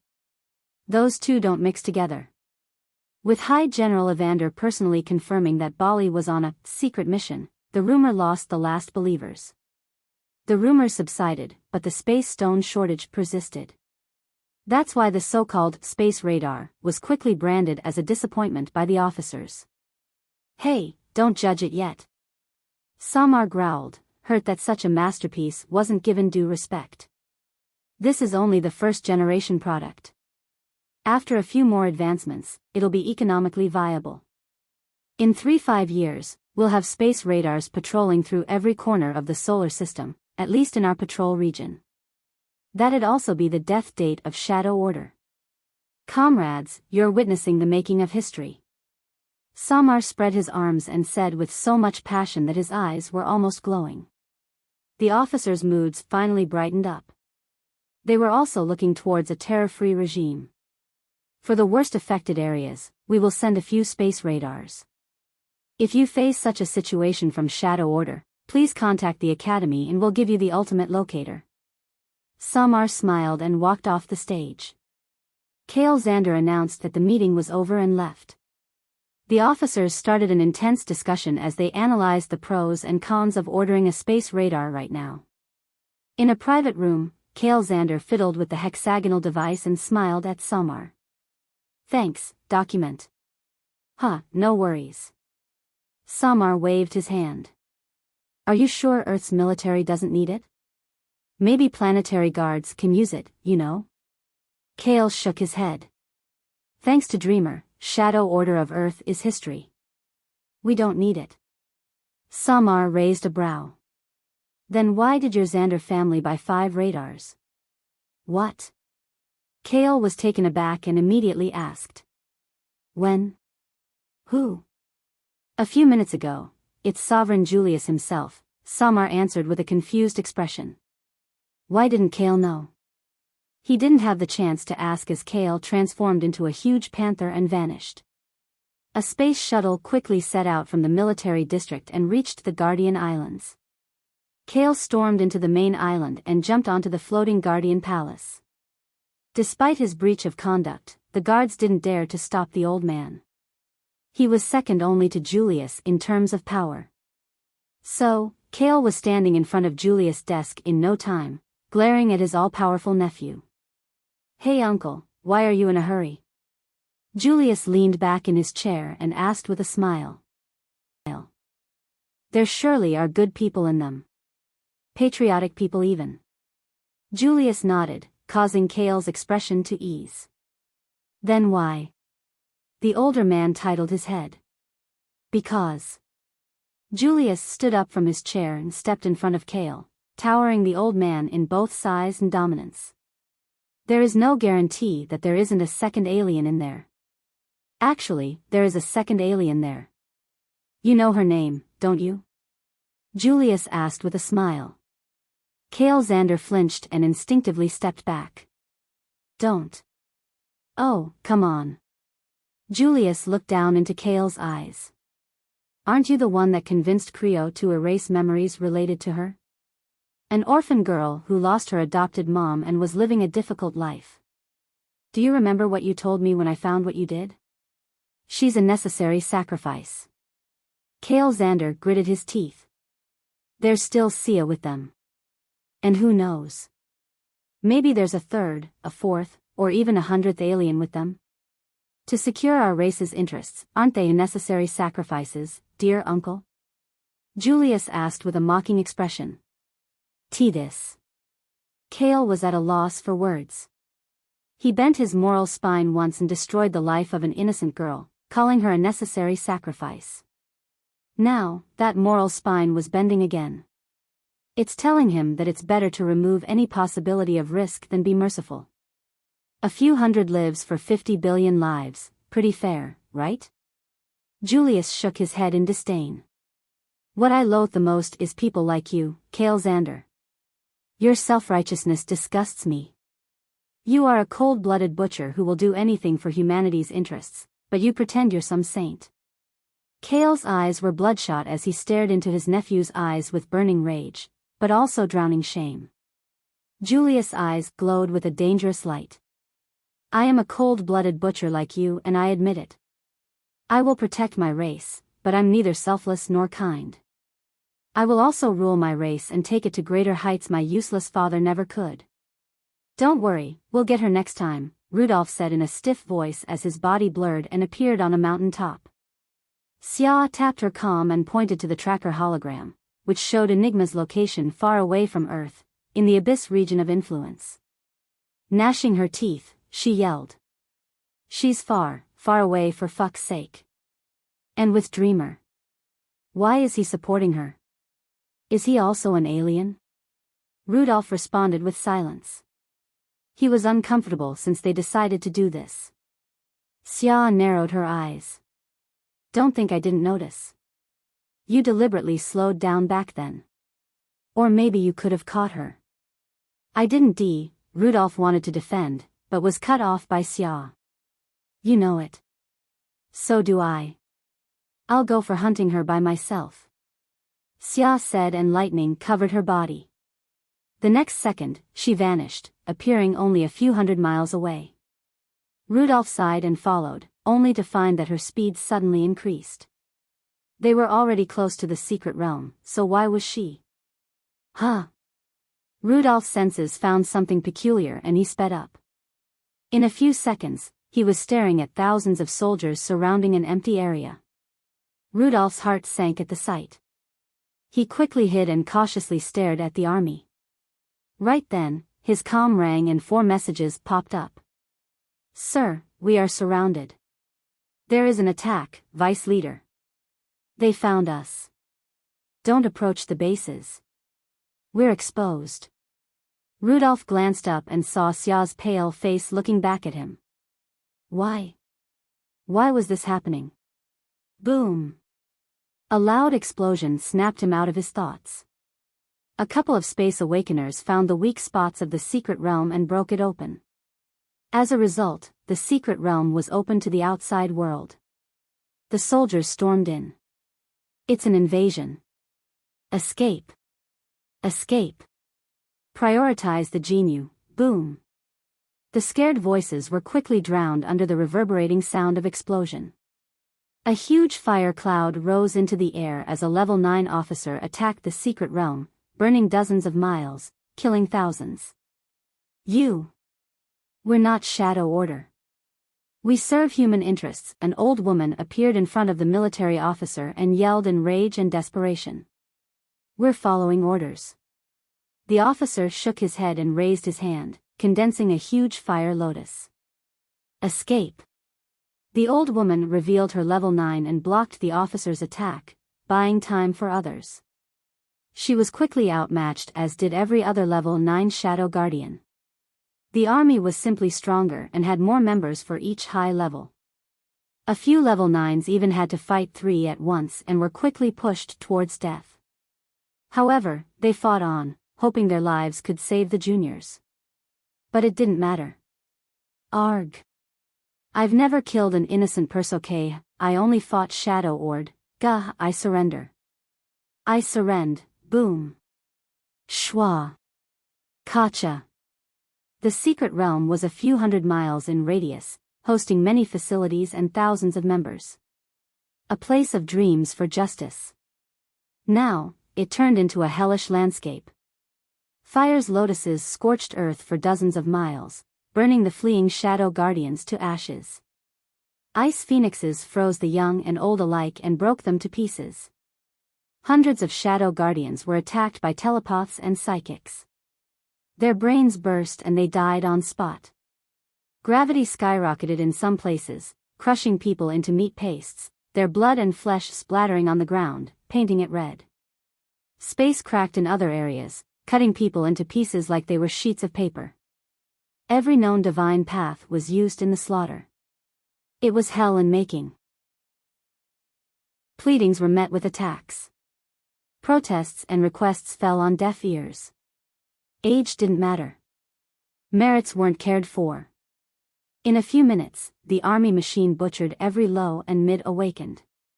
The kill count was in thousands.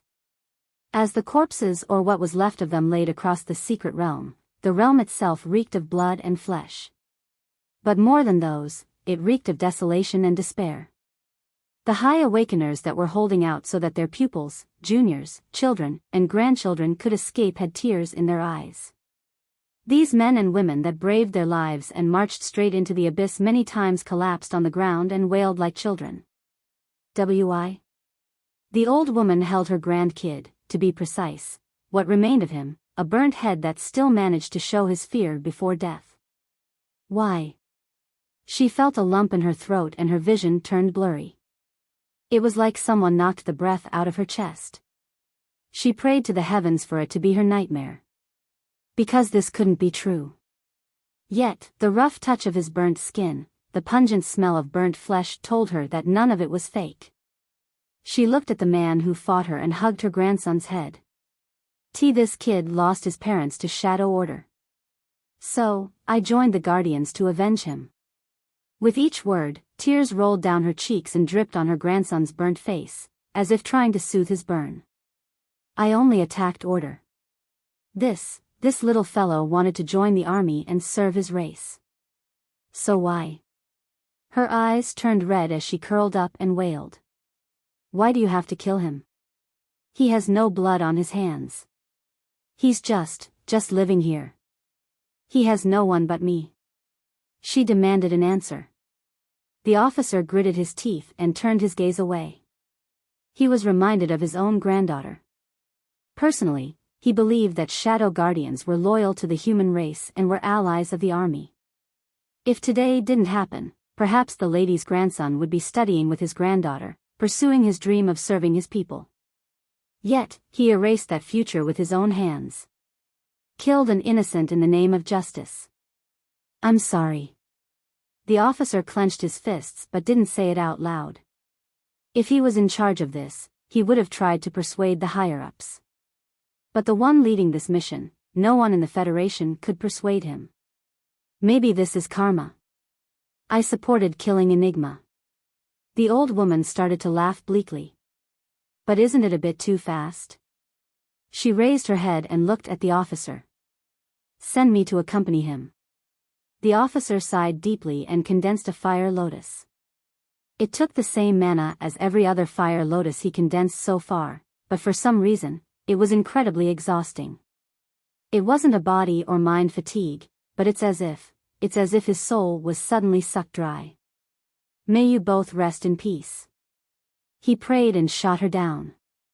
The old woman hugged her grandson's head and faced the fire. Without any defense, her clothes and skin started to burn. Then her blood and flesh. The searing pain didn't make her scream. No. The officer still heard her wails. The physical pain meant nothing to her. Her heart was still weeping the loss of her only relative. Even when the fire burned her bones to ashes, he seemed to hear her sobs. He clutched his chest and felt like he just killed his own conscience. She was a casualty. As the strategists called it, a necessary sacrifice for the greater good. He knew it from the beginning. From a rational perspective, it was the right thing to do. Yet, he also knew that this murder would haunt him more than any other. Arg. Die. Die. The officer raised his head and saw a man lost in a rage attacking a soldier.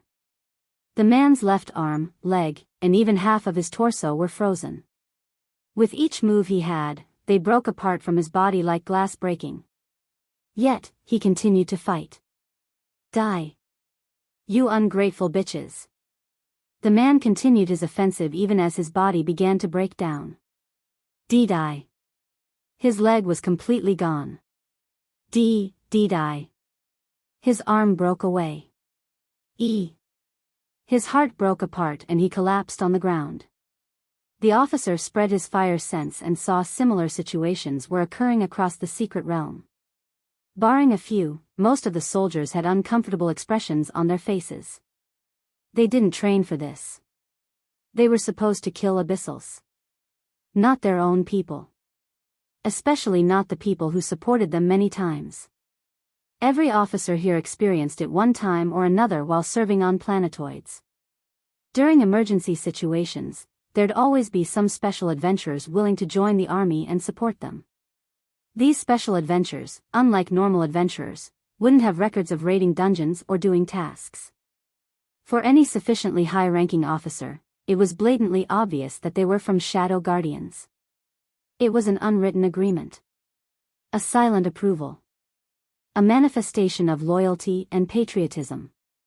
And today, arg. I saved your life, Mr. Zepp, in the Hosk's crisis, and this is how you repay me and my people. The last standing Shadow Guardian roared. By this point, everyone else regardless of their level was gone. Officer Zepp gritted his teeth. The sword under his grip trembled fiercely, and before he knew it, the blade cut into his palm and blood flowed down the cold metal and dripped at the feet of the man below. Do it yourself. Officer Zepp closed his eyes and said. Haha. How about you fuck yourself? The man laughed in disdain and spread his arms. Come kill me. I know you're following orders, but fuck you and whoever's commanding you. Gotcha. A fist broke through the man's head and exploded it like a watermelon. I don't like being disrespected. Sovereign Julius shrugged nonchalantly. The moment he made his entrance, everyone on the scene froze. Their backs stiffened involuntarily and they almost stopped breathing. Did anyone escape? He asked Officer Zepp. No, sir. We neutralized everyone in the secret realm. He replied. This realm is the last one. Julius nodded with a thin smile. I'm positive we have killed at least a dozen or more aliens. He glanced at the blood-stained soldiers and clapped. Congratulations, officers, you have done a great service and once again, saved your motherland. The soldiers stiffly saluted him. Some Guardians are still alive, they're on other planets, planetoids, but without their base, they'll be killed sooner or later. But on Earth, there are no more Shadow Guardians. Sovereign Julius declared, and his eyes narrowed. Except two. His figure disappeared the next moment and he appeared in front of the horrified Rudolph and Xia. Sir, I. They couldn't even finish their sentences before their heads were blasted to pieces. Neither Rudolph's physical defense nor Xia's lightning defense offers any help. Julius smiled in satisfaction and ordered. Broadcast this on all platforms. Archduke already attacked us, Varian said lightly. Heavens! Irene gasped. She knew that Dreamer wasn't a sovereign. So, she was worried. But since he looked fine, she calmed herself down. Just stay safe. She finally said. Looking at her genuinely concerned appearance, Varian couldn't help but say. Don't you have any questions about my choice of supporting Enigma? Irene Nile fell silent for a moment before she sighed deeply. I don't know much about you. But I can remember clearly your emotional state when you asked me to save the cluster cities. Every bit of your anxiety, fear, and tension, I could feel them. So, I trust that your decisions will be in the best interests of humanity. So, if you save Enigma, I believe it's for the greater good. Varian fell silent for a moment before laughing. Ha ha ha. I'm glad we have someone like you. Irene shook her head. Every sovereign is only doing what they think is the best. If they had the same experience with you, they'll likely think the same. Except Creo and Julius. Dreamer narrowed his eyes. Without Enigma, I couldn't have saved Valos. To be honest, a lot of her merit goes unnoticed. Varian said, glancing at the silvery white-haired girl in the room. She sat quietly, gazing out into the dark space. His words didn't elicit any response from her, but they did from Irene. I wish I could help. Irene sighed. The public narrative is set. The media is peddling the narrative and the public is buying it. The military has even planned an emergency response plan in case Enigma's race invaded the solar system. Varian's lips twitched. The tracker, I heard it's made by Dr. Thomas, a very famous but low-key scientist. Somehow, he managed to give it to Enigma's subordinates. Be careful of her subordinates. She said in a worried tone. And if there's anything I can help with, don't hesitate to ask. Sure. I'll contact you if I need any help. Varian nodded. Irene nodded and was about to end the call when Varian suddenly frowned and raised a brow. Sovereign Irene. Yes? When was the Sovereign meeting convened again? The exact time. 5:03 a. The tracking was shared with Abyssals after? Varian's expression turned serious. 5:15 Before the meeting started, they didn't have the sharing, no? Obviously. And what were these for? Varian took a breath and smiled. I'll inform you later. Thanks for the information. Irene looked at him in doubt but didn't choose to ask further. Take care. You too. The call ended and Varian slumped on the couch. Blue Flash walked out of the ex-prison plus medical room and sat on the opposite couch. Without a word, she removed the mask revealing a beautiful and mature face. Now that he looked at her again, her blue eyes and small nose reminded him of Cail. Of course, seeing her blue hair and blue eyes, he wondered if her title caused her to dye her hair or vice versa. How bad is it? She asked, leaning forward. Is it so obvious? Varian raised a brow. Your face is screaming, this is terrible, and I want blood. It's kinda obvious. Blue Flash answered with a smile. Well, we're attacked at 5:02 EH. 1 minute before the meeting started. Varian rubbed his forehead. Did you perhaps make mistake in time zone conversions? Don't be kidding. AI doesn't do such mistakes, and for your assurance, I already checked thrice. Blue Flash's calm expression collapsed instantly and she clenched her fists. Then. Yep. Abyssals already have the tracker, which is apparently a recent technological breakthrough device. Haha. Varian laughed dryly. Blue Flash couldn't laugh. So, the one provided the tracker is likely Abyssals. Varian finished her sentence and added. They did it under the pretext of a new scientific breakthrough. Since the scientific community isn't dumb, they won't accept tracker appearing out of nowhere or without any prior research. So, probably, this scientist knows a bit or two about the tracker. Of course, the same fucker gave it to the 2 traitors who attacked Enigma. Traitors. Blue Flash's expression turned complicated before she finally said. Yes, traitors. Great. Varian raised his arms. We now have to deal with humans, Abyssals, and an evil scientist.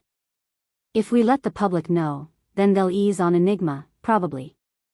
Blue Flash muttered with hopeful eyes. Of course, there'd be a public outcry.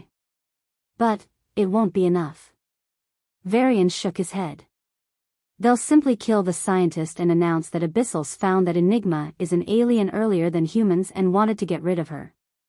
The public narrative against Enigma won't change much. If anything, it'll turn more negative. Blue Flash's mouth twitched. Then what do we do? Keep silent? Varian smiled nonchalantly and waved his hand. Dozens and dozens of holograms started playing. Some showed the interaction between Dreamer and Enigma. Others showed the contribution of Shadow Guardians in fighting off Chaos families and Shadow Order. Especially, a certain bald man, Seth, and a man with long white hair, Rudolph. These are some of the collections I have. Varian waved his hand and they all disappeared. They'll show how much Shadow Guardians paid for their safety. But it still won't be enough. He said lightly. Uh-oh. Blue Flash nodded, without realizing that she was passive in the conversation. Public operate under emotions, especially mobs. Varian narrowed his eyes. Fear, the oldest emotion, is driving their stance towards Enigma. We need to take out that fear. If they aren't scared of Enigma, things will get better. But how do we take away that fear? Varian stood up and grinned. By breaking it down. The white ghost now had a pale gray face, a sign that it was anxious. First, calm down, Varian said. Boo tried, but right then, a slightly weak but cold voice sounded from the distance. Is it about Shadow Guardians? Enigma was outside the room, leaning against the wall. The few minutes of suppression were over. So, her complexion, well, with her face mask on, he couldn't see her face, but the brightness in her eyes started to improve. She no longer gave frail vibes. But Varian was able to perceive that she hadn't recovered completely. "Boo, take rest," Varian said again, signaling with his eyes. He had a feeling that this news was really about Shadow Guardians and that it wasn't a pleasant one. So, he wanted to wait until Enigma recovered before revealing it to her. For one, he was worried about her mental state. And two, if she really went crazy, then both him and the ghost ship would be collaterals. Boo was stupid sometimes. In Varian's opinion, most of the time. But even Boo acted cleverly sometimes. This was such a time. Boo understood Varian's signal and was about to slip away. But Enigma appeared in front of Boo the next moment and repeated her question with clenched teeth. "Is it about Shadow Guardians?" Varian saw the stubbornness in Enigma's violet eyes and sighed inwardly.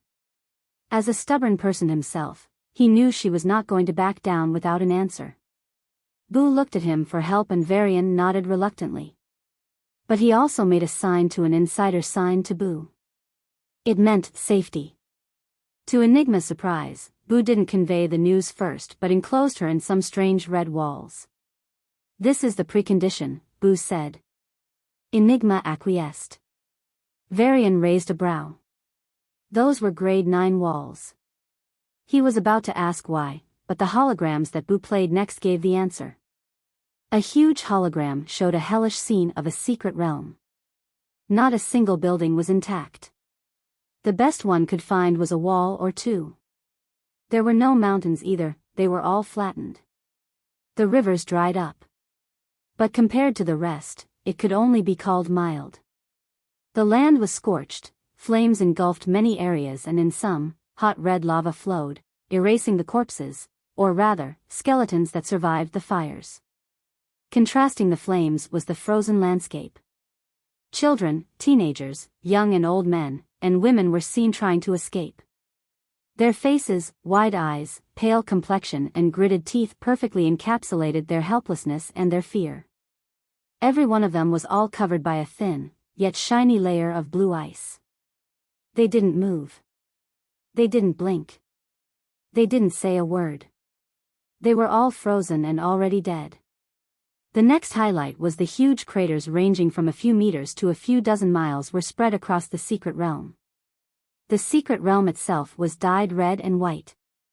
The semi-solid substances of same color could be seen everywhere. They weren't any substances though.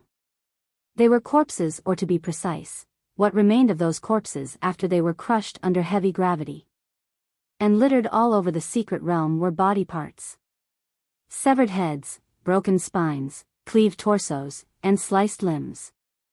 The next sight was less gore, but more disturbing. A few hundred people of all ages were sprawled on the ground. Their eyes were still open. Their bodies were still intact. Yet, their eyes were devoid of any light. Those eyes, they seemed to be asking Enigma. "Why didn't you save us?" The news anchor announced. "The terrorist organization is completely destroyed, not a single of its 4 bases on Earth was spared." The holograms shifted and showed 3 more secret realms with similar footage. The anchor narrowed his eyes and said in a righteous tone, "The army has risked their lives to end these radical people. Dear Earthlings and brothers and sisters living elsewhere, we humans have taken the first step in ending terrorism. We will uproot them to the core. We've checked the DNA of these terrorists and locked down everyone related to them. They'd spend their lives in prison and peace will prevail. Ladies and gentlemen, I announce with pride that Shadow Guardians, the sister organization of Shadow Order, is no more." Bam! With a loud bang, the hologram was forcibly twisted apart and dissolved. Enigma lowered her head and stood with clenched fists. Her silvery white hair covered her eyes, and in the utter silence of Ghost Ship, only her ragged breathing was heard. Blue Flash's gaze was still stuck at the hologram or where it used to be. Varian, however, wordlessly stared at Enigma in the enclosed room. His mind ran faster than light as it tried to think of the countermeasures if Enigma went berserk. Ta! Ta! Ta! The sound of liquid splashing on the ground was distinctly clear in the silent room. even more to Varian's keen senses. Spotting the water drops at Enigma's feet and opened his mouth in shock. He looked up, but her eyes were still covered by her hair. But he could see the side of her cheeks. It was still covered by her mask, but it was clearly wet. Enigma. Varian lowered his head and muttered. "Let me out." A small but cold voice sounded. Boo said in a worried tone. "Enigma, calm down first." In fact, it tightened the door of the temporary room Enigma was in. "Let me out." Thick killing intent exploded out of her and a heavy pressure descended on everyone. If not for her being confined, Varian wasn't sure if he could face her killing intent. "Enigma, I know you want revenge, but let's think through this." Blue flashed persuaded with a tear-stricken face. The destruction of Shadow Guardians hit her as hard, if not harder. Precisely for that reason, she understood how Enigma was feeling. And that's why. Calm down. Going back now is too dangerous. They can track and kill you. She tried to persuade. "Enigma, I can hack and find the culprits. You'll get your revenge, but not now. So, please calm down." Boo also persuaded. "No." Enigma raised her head, her hair slipped back and her tricolor eyes glowed with a dangerous glint. Boo stared right into Enigma's eyes without relenting. Enigma clenched her fists and the space around her started to fluctuate. Boo looked at the worried Varian and assured. "Master, there's an anti-teleportation seal inside. She can't teleport out of cough. Cough. Cough." Boo turned to its left and saw Enigma outside the room, covering her mouth and coughing out blood. "Why you?" Boo was dumbfounded. How did she break the restrictions? Sure, she seemed to have paid a price for teleporting out, but even that was shocking. I am going to kill every one of them." Enigma didn't care about Boo's surprise and declared. As she was out, Varian could clearly feel the heavy killing intent in the air. Despite being a level 6, he had difficulty breathing. "Terrorists? They? Ha ha ha." Enigma's voice was laced with rage and sorrow. She was indeed betrayed. But only a few people were involved. The majority were innocent. She knew Shadow Guardians like no other. She knew of the people who worked to deliver justice where the law couldn't reach. Of men and women who risked their own lives to do what was right. Of brave souls who marched into the hearts of enemy's army just so that they could support their own people. Of children who aspired to be a light in this dark and cruel world. Of old people who dedicated their lives to building a better world for the younger generation. Of geniuses who abandoned luxuries that the light had to offer and lived in darkness. She knew them all and more. She knew their stories, their smiles, their aspirations. And she led their cause. Bit by bit, each of these memories blended into a raging fire that flowed in her veins and set her heart on fire. To quell that fire, she needs to spill a river of blood. I will avenge them. Enigma's tricolor eyes stared at him. Those eyes, they weren't willing to listen. Varian sucked in a cold breath inwardly. He had no chance of convincing her against revenge, he could only postpone it. "You won't be able to stop me," Enigma said, and the space around her started to fluctuate. The track Blue Flash said in distress but was cut off by Enigma's serious voice. Enigma shook her head. "I don't care." Blue Flash appeared next to her and held Enigma's shoulder. "You'll die." Enigma looked into Blue Flash's eyes and said. "If I don't avenge them, I will die from the inside." Blue Flash flinched and stepped back instinctively. Despite being stronger than her, there was something about Enigma that suppressed her on a fundamental level. "You're not going," Varian said in a light, but uncompromising tone. Enigma narrowed her eyes and the space around her fluctuated. "You can't stop me." Varian shrugged. "In fact, I can." With a snap, a weird jacket appeared in his hand. Enigma was indifferent at first, but immediately, her eyes widened. "Varian. The space around them started fluctuating wildly, and with each passing second, it only increased. Teleporting from here in this chaotic space would throw her into a space crack or inner space at best and kill her at best. Not only that. What's this? Blue Flash's eyes flashed with apprehension. For a space awakener like her, this device was a nemesis. Varian didn't answer. Suicide Jacket was the inheritance Boo proudly gave him. It was essentially a space bomb that was potent enough to kill level 9s. Meaning, both Enigma and Blue Flash would die if he activated it. As the space fluctuations rose to a dangerous level, a tense silence filled the spaceship. As the owner of the Suicide Jacket, Varian could shield himself from fluctuations unless he wanted to experience them. Of course, when the jacket blows up, so would he. It's of no use. Enigma looked into his eyes and said word by word. You wouldn't risk your life.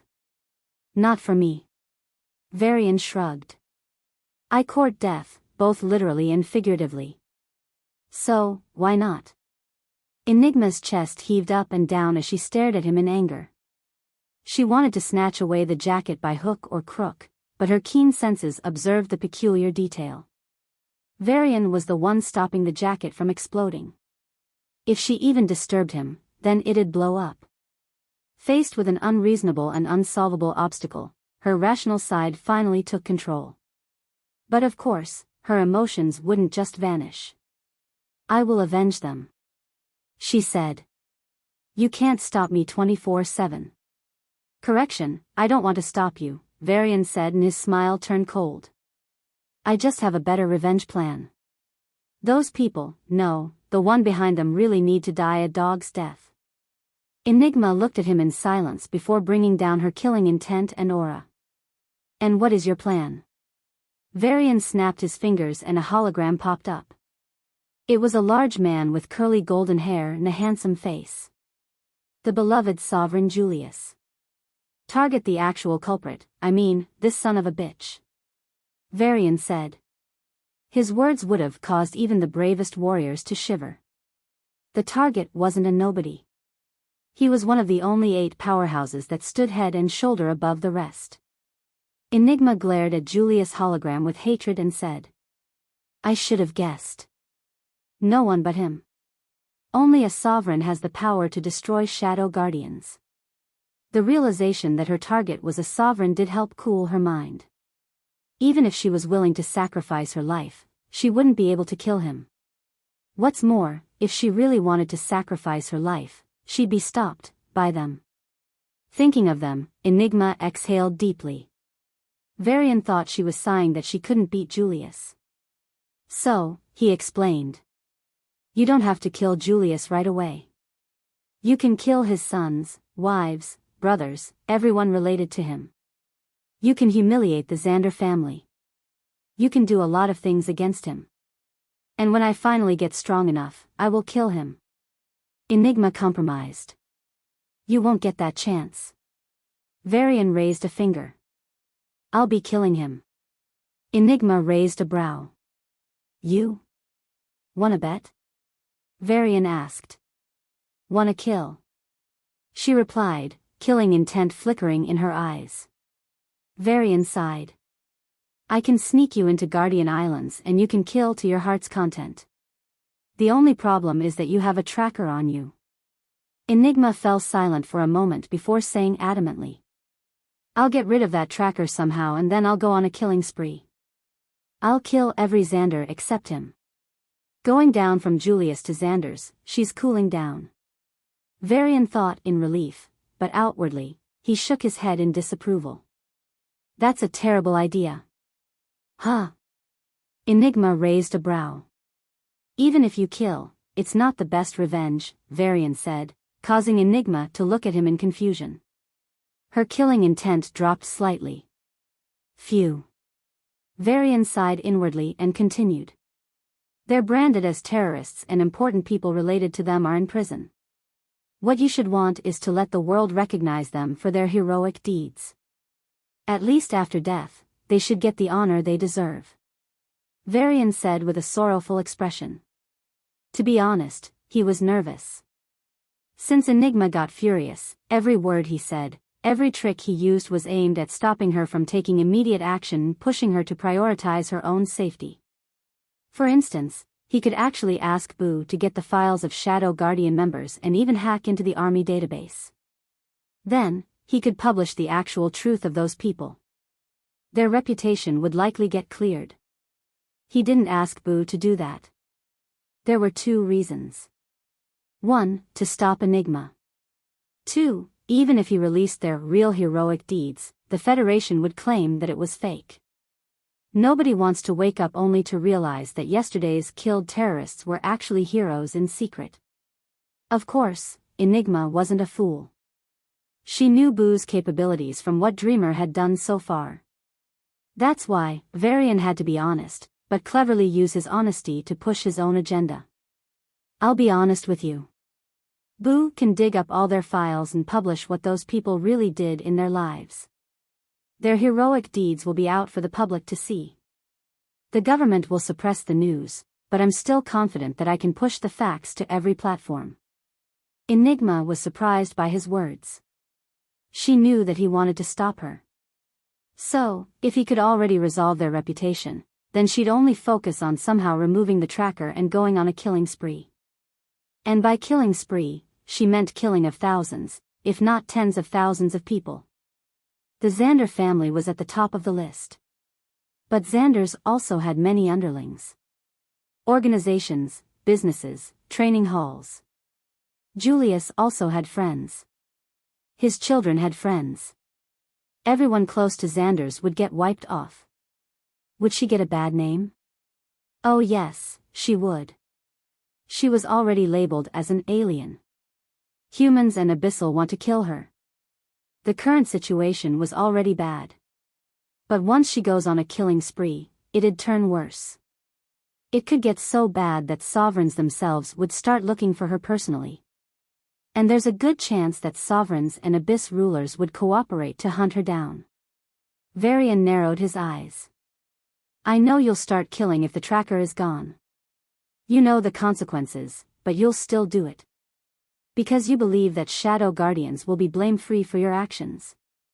But sorry to break it to you, the reputation of Shadow Guardians won't be positive. Even after you reveal the truth? Why? Enigma raised a brow, suspicion clearly evident in her tone. Because there is one obstacle between public seeing them as terrorists and heroes. Varian raised a finger and shrugged.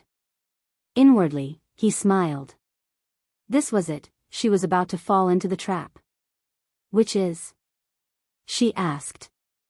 Varian pumped his fist into the air, mentally of course, but on the outside, he maintained a solemn face and said. You. Enigma took a deep breath and narrowed her eyes. So, I shouldn't go killing until my reputation is clean? Exactly.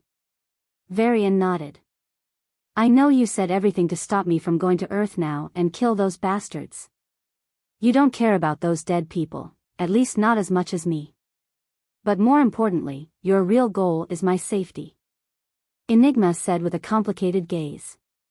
I know your real motive, yet your reasoning, I'm convinced.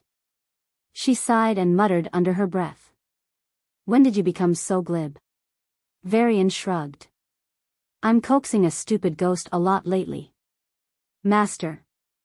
Boo pouted in protest. You're stupid, but you're also cute. Varian patted Boo with a smile. Hee hee. Boo nodded its little head and giggled.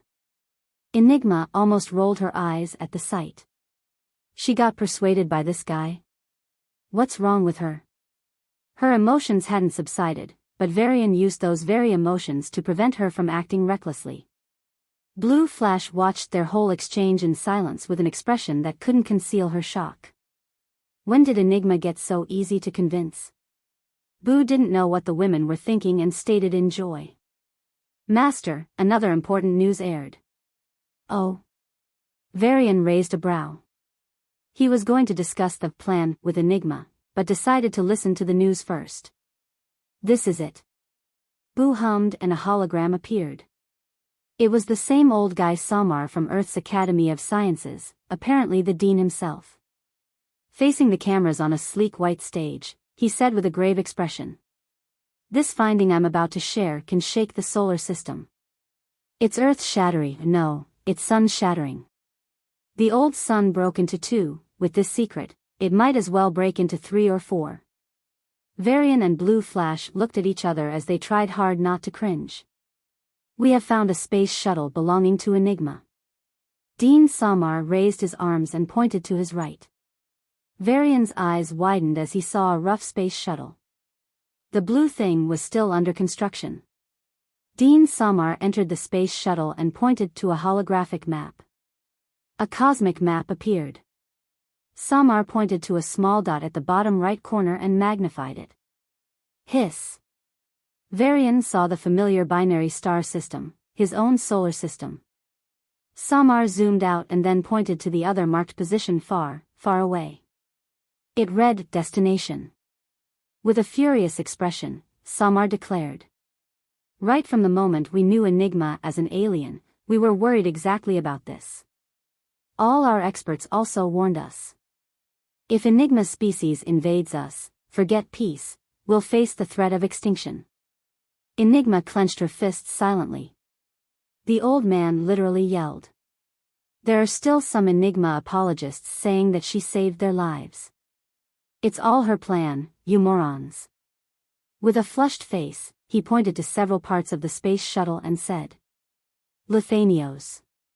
Durasium. Adamantium.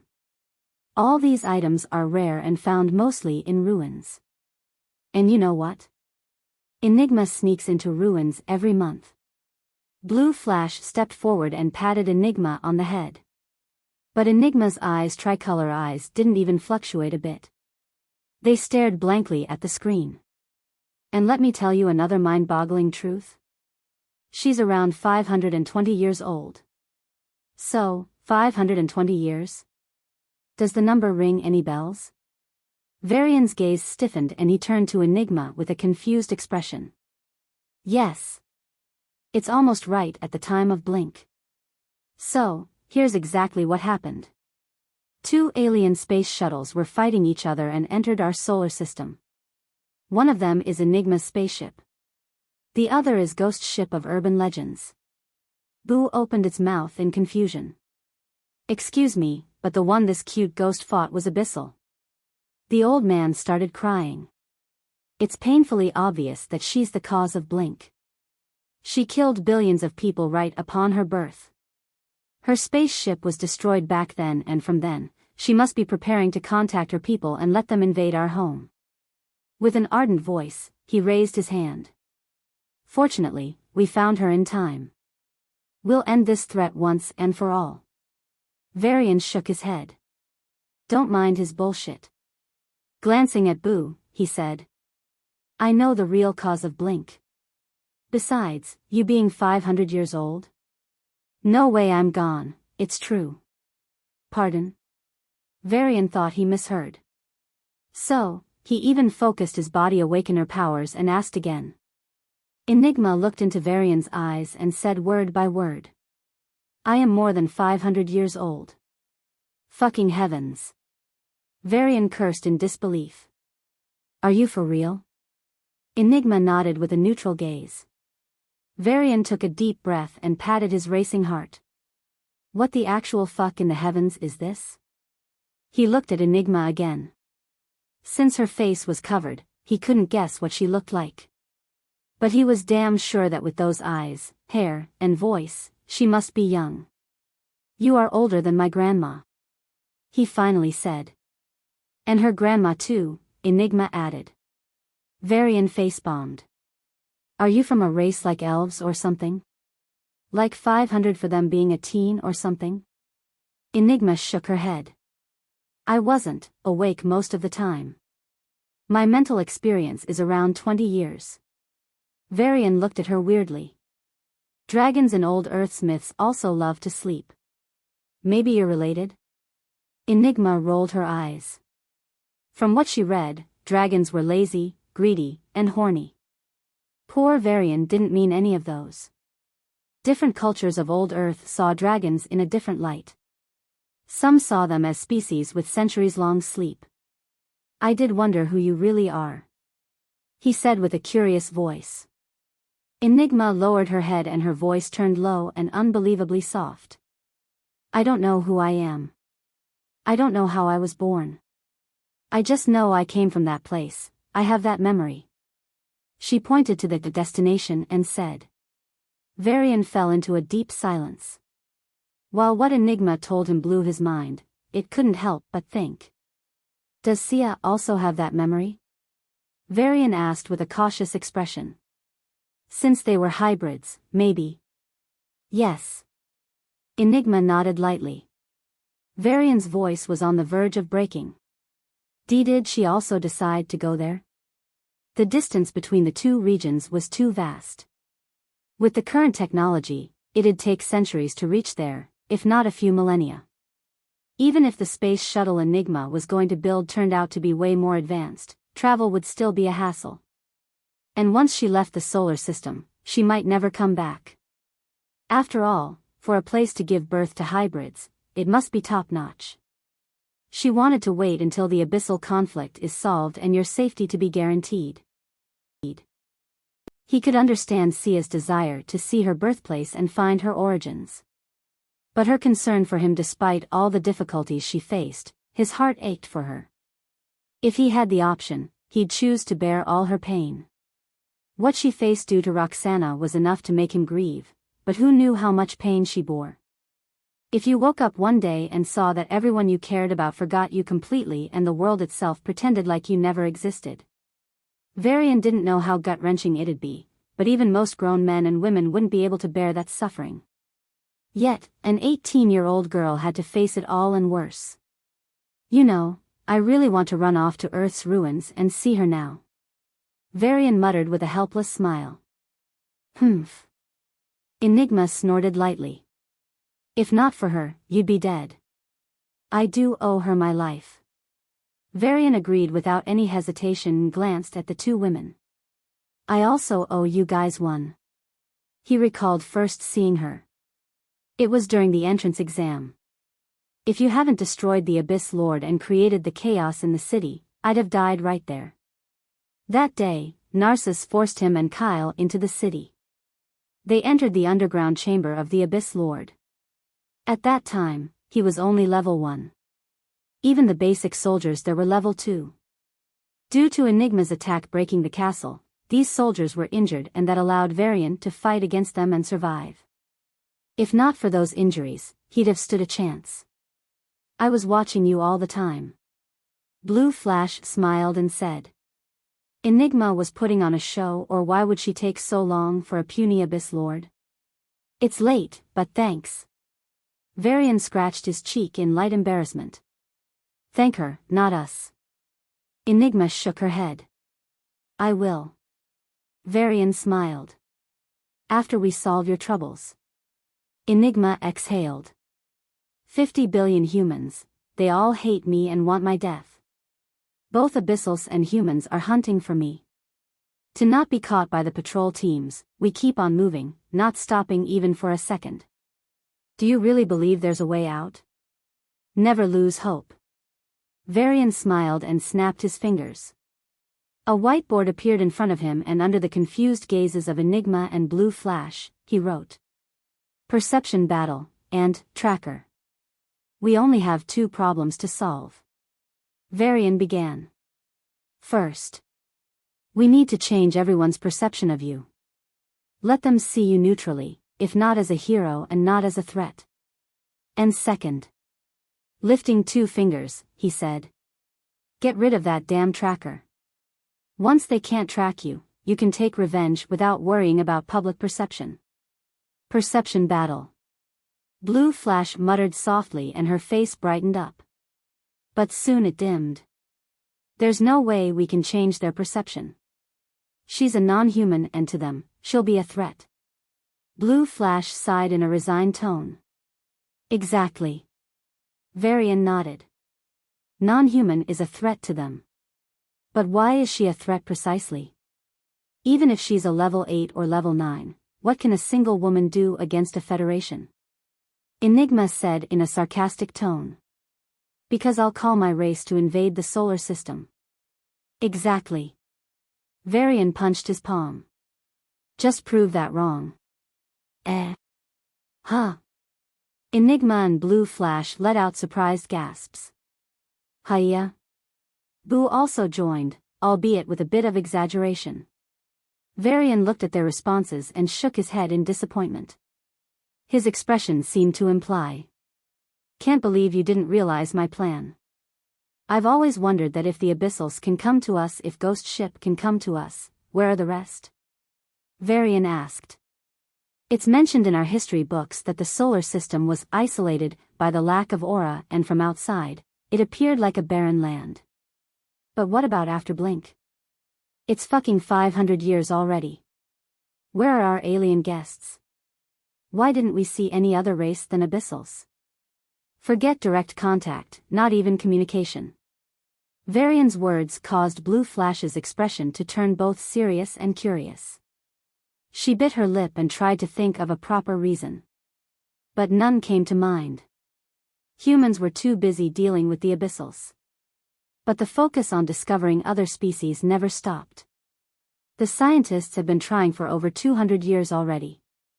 Blue Flash shook her head with a strange expression. And we made zero progress. Varian nodded and turned to Boo. Boo, is it possible that this area is left out from the civilized world? Boo shook its head. Master, the leading powers in the region will regularly conduct a survey covering all the inhabited territories. Earlier, the aura lock should have shielded the solar system from them and made it seem like a barren place. But more than 500 years passed after the lock was broken. To be honest, I didn't think of it till now, but 500 years without any greetings from higher civilizations is not only bizarre but also suspicious. Enigma's eyes widened. You mean? Yep. Varian nodded. Despite all the efforts, there was no progress in finding traces of aliens. And even higher civilizations haven't found us. There's clearly a problem. His eyes narrowed and he continued with a cold smile. And I very much suspect that this is an abyssal move. If a higher civilization contacts us, it'll surely ruin Abyssal's plans.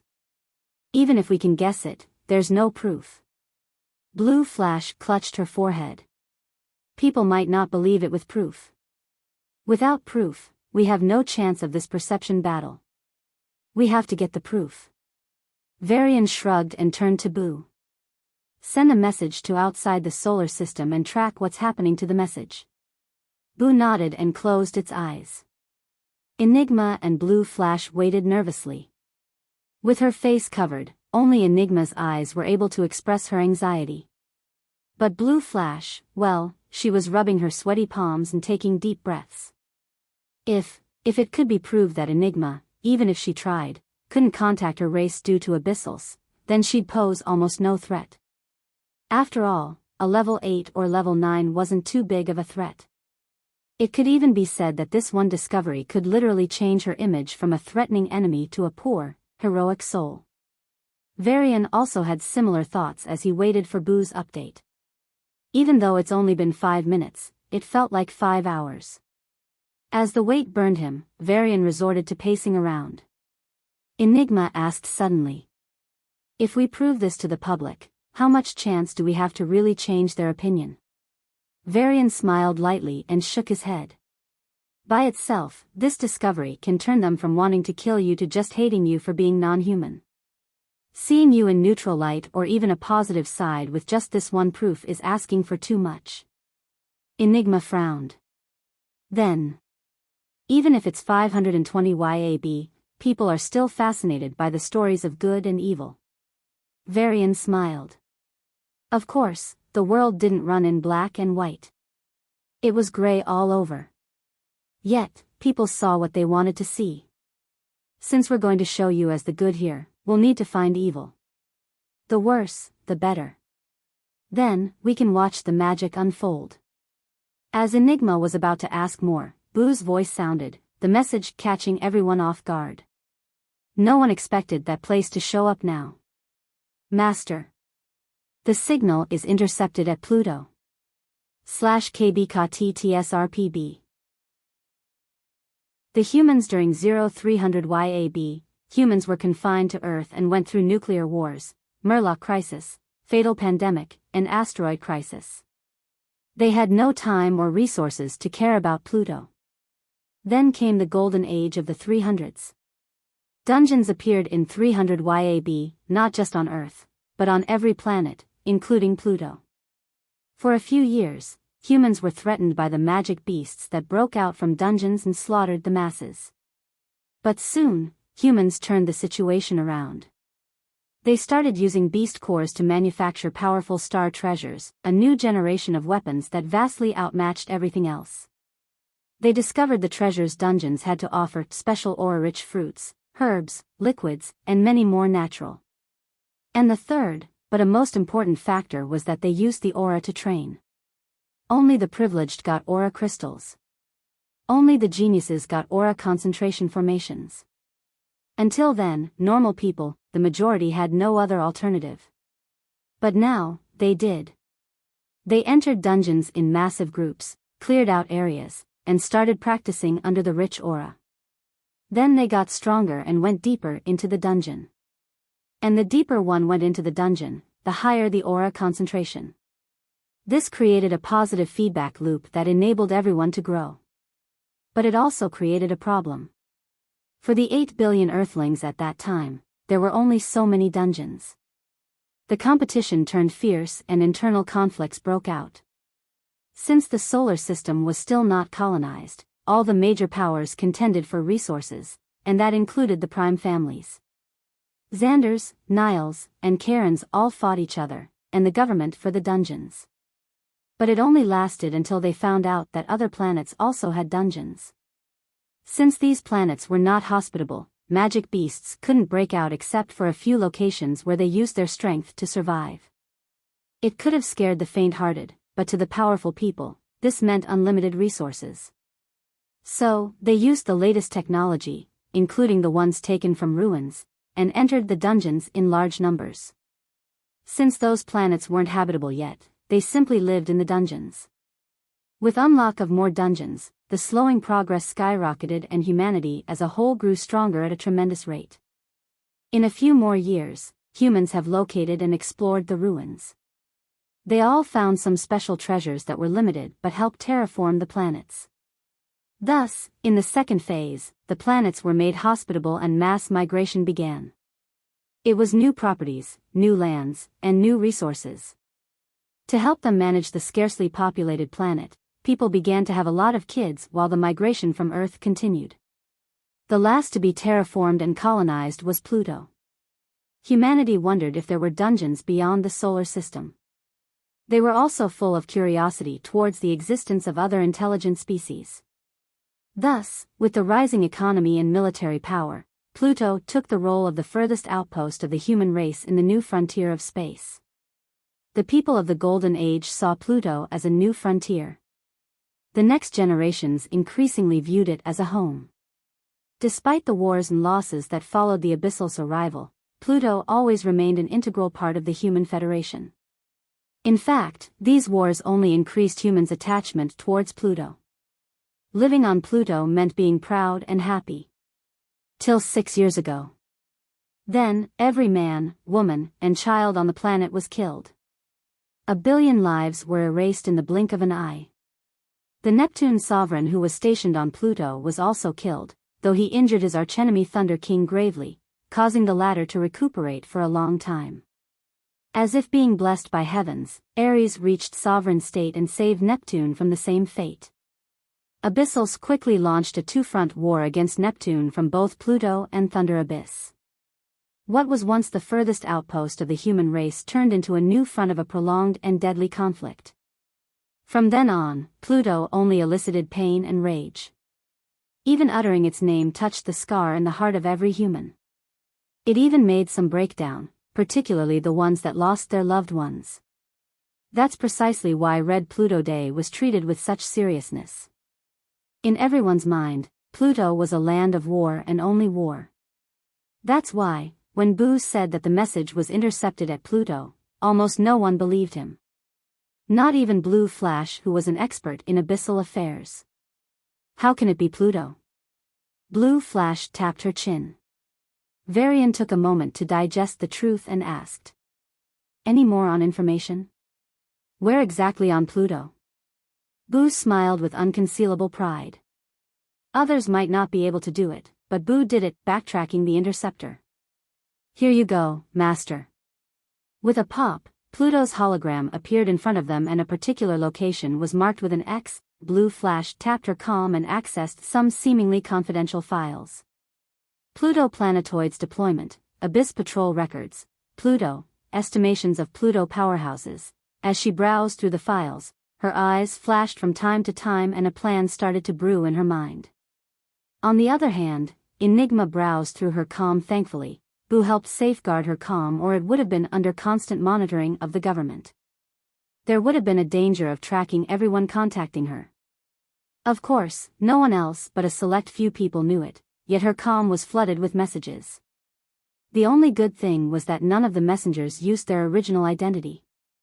Enigma suppressed the turmoil in her heart and checked the messages of the last survivors. While Shadow Guardians on Earth was wiped out, there were members on other planets, though relatively, they were far fewer. And most of them were condemning her for trying to contact her species and invade the solar system. However, Enigma noticed that some powerhouses were using anonymous comms and expressed their support. One of them was Seth. While I don't know the truth, I don't trust the military guys. Rather, I'm willing to believe in you, leader. Once I finish my advancement, I'll help however I can. Enigma shook her head at the irony. Knowing that he was going to be on Ghost Ship with Varian, she didn't trust him completely and had him take the neutralizer. It was essentially saying, I don't trust you enough, so take this poison so that I can rest assured you'll not betray. Seth was understandably angry at first, but after seeing they saved the cluster cities, Uranus, and even the life of Sovereign Irene, he thought Enigma's actions were justified. So, he held no resentment against her and his respect for her increased greatly. Once the mission was done, Enigma fulfilled her end of the promise and gave him the miracle potion.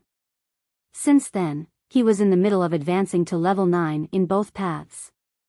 As the two women got busy with their own works, Varian asked Boo a simple task. Send a few million messages and try to locate all those interceptors. Yes. Boo happily agreed.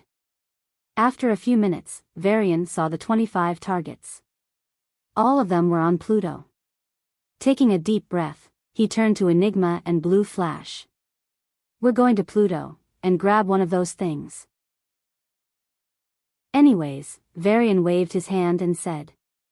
With our strength, it's suicide. So, we need some help. I can't trust anyone now. Enigma declared in an indifferent voice, but from the way she clenched her fists behind her back, it was crystal clear that she was feeling very uncomfortable. A few people, we can try, but they're all either weak or in the middle of something. Thinking of Seth, she finally added. Blue Flash rubbed her forehead and sighed. I have people we can trust, but they're too weak to help.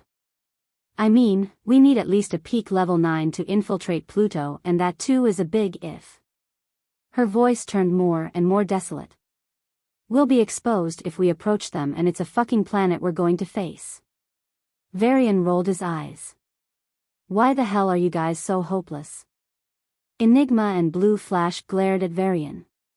How the hell are you managing to smile in this situation? The plan to win the perception battle is clearly not possible. What's there to smile?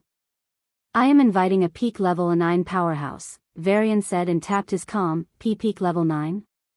Blue Flash muttered, and when it finally hit her, she exclaimed. Who? Enigma on the side was also confused. Sia kept track of Varian's tracks since the beginning. And recently, she too was involved with him in the mission. So, she knew his contacts. The Awakeners at peak level 9 Varian knew was only one person. Xander. Enigma suddenly clenched her fists and closed her eyes. Her anger surged again, threatening to break out. the destruction of Shadow Guardians flashed in front of her eyes. Her aura turned chaotic and she was filled with rage and grief. Kill. Kill the Xanders. Don't hesitate. Her thoughts turned more and more violent, and as she was about to give in, Varian's voice snapped her out. Enigma, you alright? Varian asked with a concerned face. Enigma opened her eyes and nodded stiffly. Why yeah. Don't worry too much. This will work out. Varian gave an encouraging smile. And in the worst case it doesn't, we can escape. But Xander can't help you. Enigma said in a confused tone. After Balis' mysterious disappearance, Xander got extremely busy. He was so busy that his fan club started rumors that he trained his two eyes to work separately to improve his efficiency. Of course, there were also rumors that he wanted a wife to help him out, which was the actual agenda of his fan club. It's not him. Varian shrugged. Enigma's lips parted in confusion.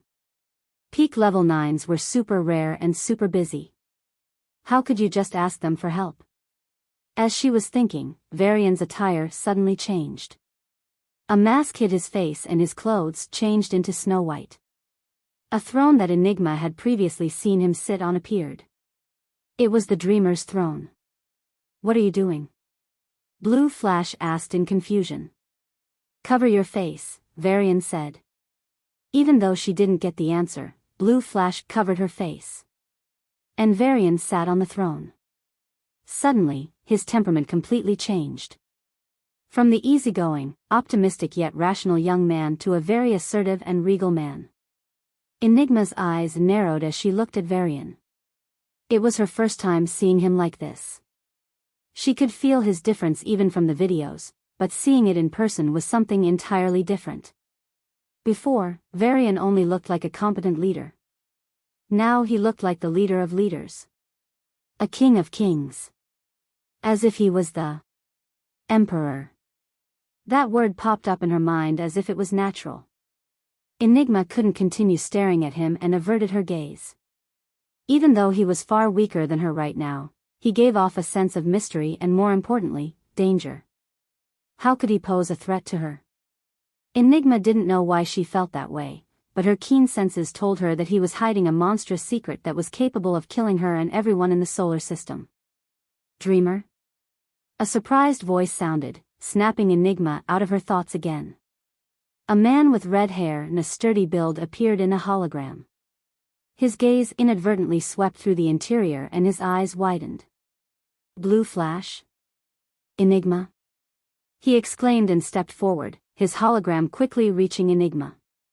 Enigma and Blue Flash were equally surprised. They didn't expect the missing Bali to appear. Bali was also surprised, for a different reason. He turned to Varian and gritted his teeth. Dreamer, please give me an explanation. Enigma and Blue Flash were shocked, to say the least. From his reaction, Bali was aware of what was happening. Yet, instead of lashing out, he was willing to hear what Dreamer got to say. Varian said in a confident tone. I know everyone thinks she's a threat and wants her to die, but the truth is that she can't contact anyone outside the solar system. Not just her, no one can. What the hell? Bali was taken aback first, but he shook his head. Then what about the signals our scientists were sending and receiving so far? If what you said was really true, they should have already known. Varian shrugged. They're being fooled. Abyssals have an arrangement to lock down solar system's communication within itself. We can't contact outsiders and they can't contact us. Or do you think it makes sense that since 200 years, we can't even find traces of any life form other than abyssals and magic beasts? Bali went silent. He wasn't an expert in the subject. So, he didn't know if the scientists were being deceived or he was being deceived. They're not after her, they're after us. She's just in the way. Varian said with a grave expression. I know you don't trust me, so come with me to Pluto. I'll show you the truth. But if she wasn't, then... You must know that Shadow Guardians are innocent, right? Enigma was their leader. Varian said and raised a brow. Think about it, if Enigma was guilty, then you can convince yourself that killing them was necessary. Bali frowned as he felt a weight on his chest. His conscience, it seemed, was being twisted as he faced the possibility of an ugly sin. Varian raised his voice and looked into Bali's eyes. What if she is actually innocent? Then all their deaths would be cold-blooded murders done for selfish reasons. There was a certainty with which Dreamer spoke, and it unnerved Bali greatly. Add with that the fact that when he was on planetoids, he personally saw many shadow guardians helping the army and sometimes, even sacrificing themselves. Finally, Bali's conviction in Enigma's hunt had begun to shake. What about her space shuttle? And what is she doing since 500 years? Bali asked in a defensive tone. He desperately wished what he believed so far was the truth. Because if it wasn't, then he and everyone he knew had committed a grave sin they could never atone for. The space shuttle you saw, it's real. But Enigma just wants to go back to her home. More importantly, the space shuttle is far from completion. Coming to her age. Varian paused and looked at Enigma with a strange expression. She was sleeping most of the time and woke up recently. Think about it, if she was really awake, then with her powers, she could have ruled the world. But she didn't. And there are no traces of her appearing so far. You can check the archives. Varian stated. Bali shook his head. Even if it's you telling that, I can't believe it. While he felt that those possibilities weren't baseless, he had no way of confirming if they were true. Varian laughed. I don't have any way to prove about her spaceship and her age, but they're both secondary. I just want to prove to you that Enigma doesn't pose any threat to the Human Federation. Then, her spaceship and her age wouldn't matter much, would they? If it turns out to be false, you can kill her. Blue Flash raised her aura and was about to lock onto Varian, but Enigma shook her head. Humph. With a snort, Blue Flash crossed her arms and turned her head. Too loyal. Varian snickered inside as he watched Blue Flash's reaction. Of course, he wouldn't let Enigma die. His words were intended for Bali, and as expected, they pushed him to an agreement. Fine. Bali nodded reluctantly but added. But after 2 months, I'm in the middle of a step and I am about to progress. Veins popped up in Varian's forehead and he wanted to slap Bali. 2 months? Should they keep escaping for 2 months? Are you for real? Of course, for other Awakeners, this was a normal time. Some even went in seclusion for years. But to Varian, 2 months was enough time to go from level 0 to level 6. 2 months later, who knows how strong he would be. I need him to get him to agree to join us now. Varian couldn't find any way. Bali prioritized his progress to the sovereign state above all else. There's just no way he'd sacrifice his progress for this mission he didn't completely believe in. As Varian rubbed his brows, Enigma suddenly said. I will give you a miracle potion. Your progress not only won't stall but will accelerate instead. What? Bali raised a brow and then burst into laughter. Ha ha ha ha. I remember Shadow Guardians did have one such thing. But don't treat me as a fool, will ya? Even Xander's Omega Potion can't help me. What can your potion do? Omega Potion? Enigma sneered. Didn't they run out of it yet? Huh. Bali raised a brow. How did Enigma know? Roxana died and they lost the source of Omega Potions, Enigma stated. Bali was bewildered. Source of Omega Potions? Did she mean the special ingredients Xander's got in ruins? At least, that's what they said to the world. Varian, on the other hand, was furious. Omega Potions were made from Sia. If you take it, your time to sovereign state will be reduced exponentially. You'll take only a month or so to reach sovereign state. Enigma said in a serious voice. Bali's expression froze and he shook his head bitterly. That's too good to be true. How about you drink first and decide later? If miracle potion is as promised, join us to Pluto, deal? Varian proposed. Aren't you afraid of me reneging after I take the potion? Bali raised a brow. Previously, he thought Dreamer was a sovereign or at least a peak level 9, but after Ghost Ship's capabilities were leaked, he knew that Dreamer was probably neither. Not just him, every powerhouse in the solar system also understood that Dreamer wasn't a powerhouse they thought he was. Of course, they couldn't say for certain that he was weak. No one actually knew about his powers. But Bali was certain of one thing. If Dreamer wasn't a sovereign, then he could defeat Dreamer. No doubt about it. That's why he was curious if Dreamer wasn't afraid he'd just take the potion and not do the job. Ha ha ha. Varian clutched his stomach and laughed.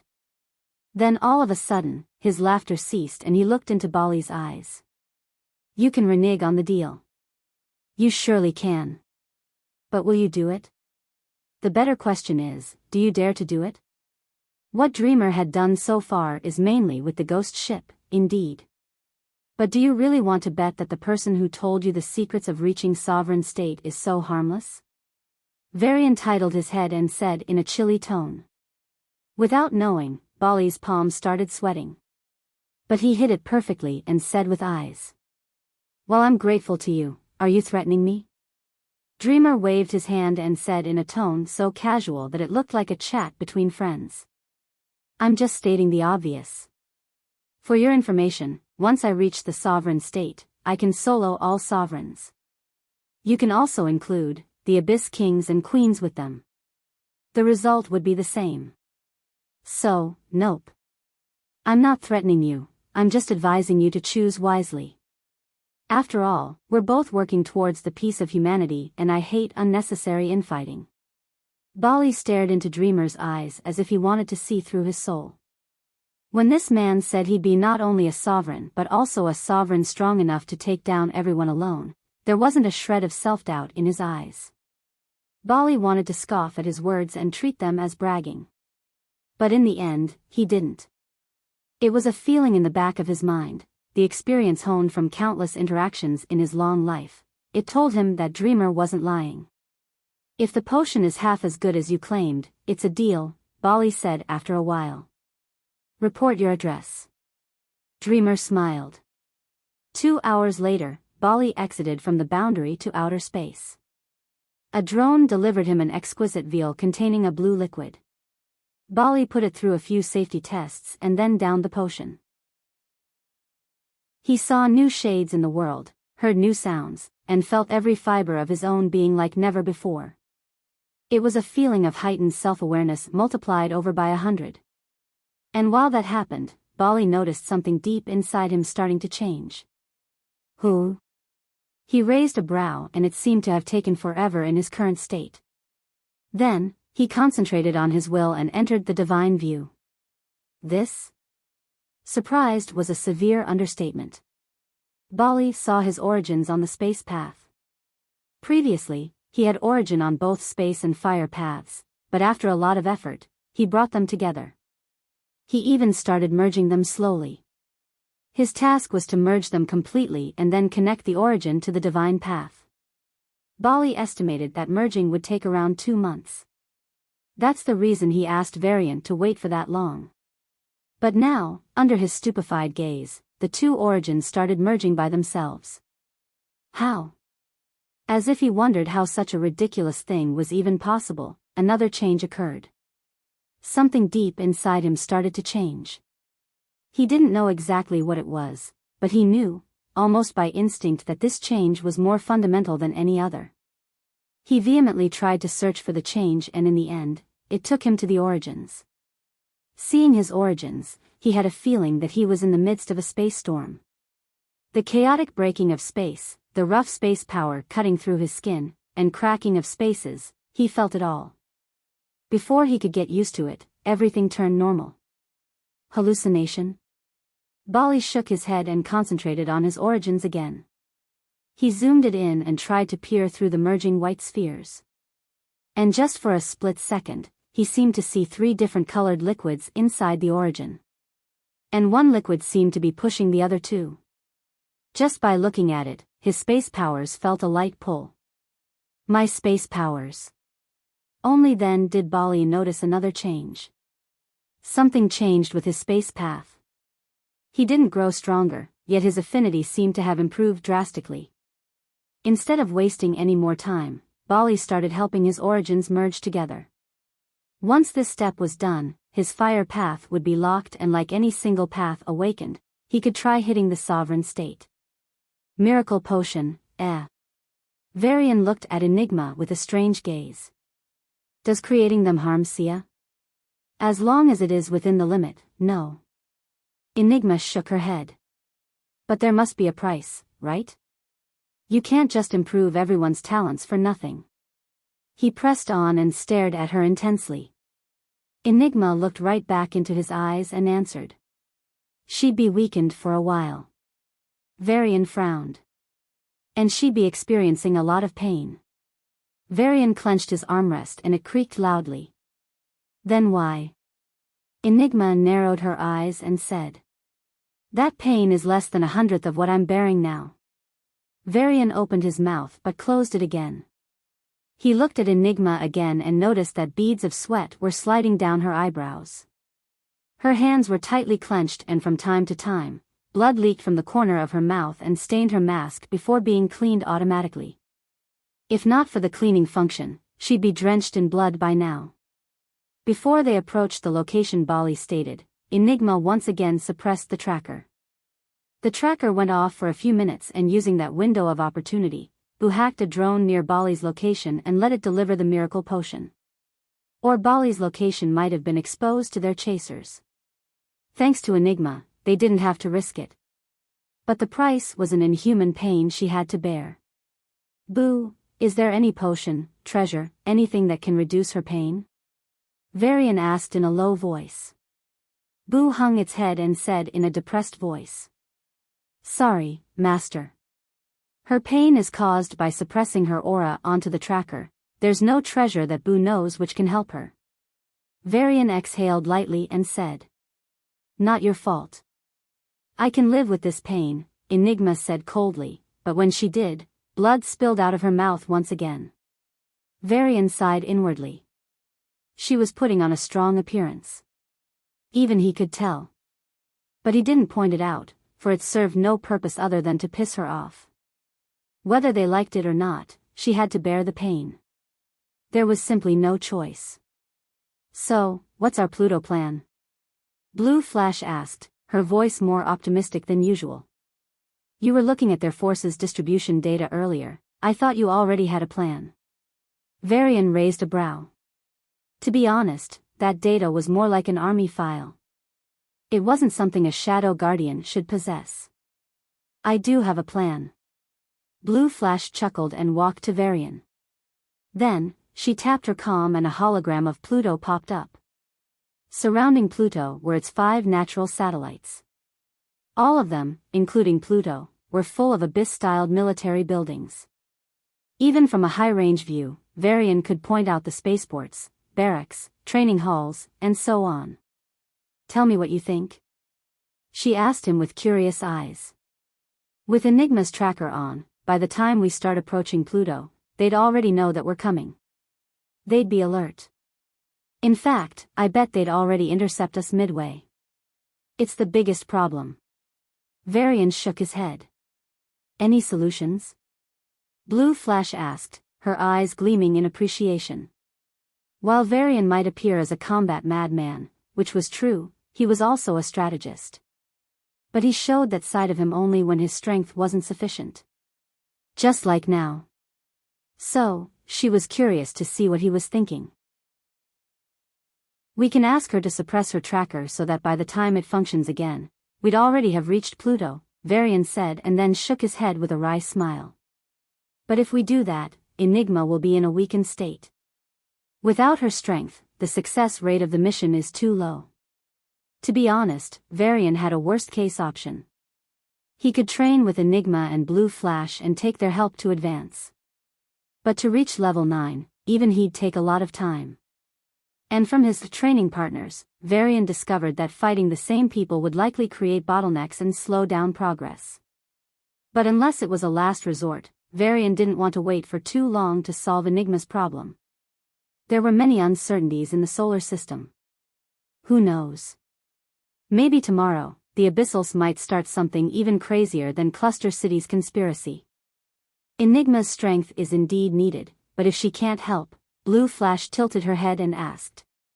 How about recruiting more people for the mission? No.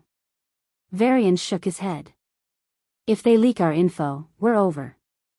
In fact, Varian already checked the people he could trust, Xander, Anna, Richard. All of them were busy.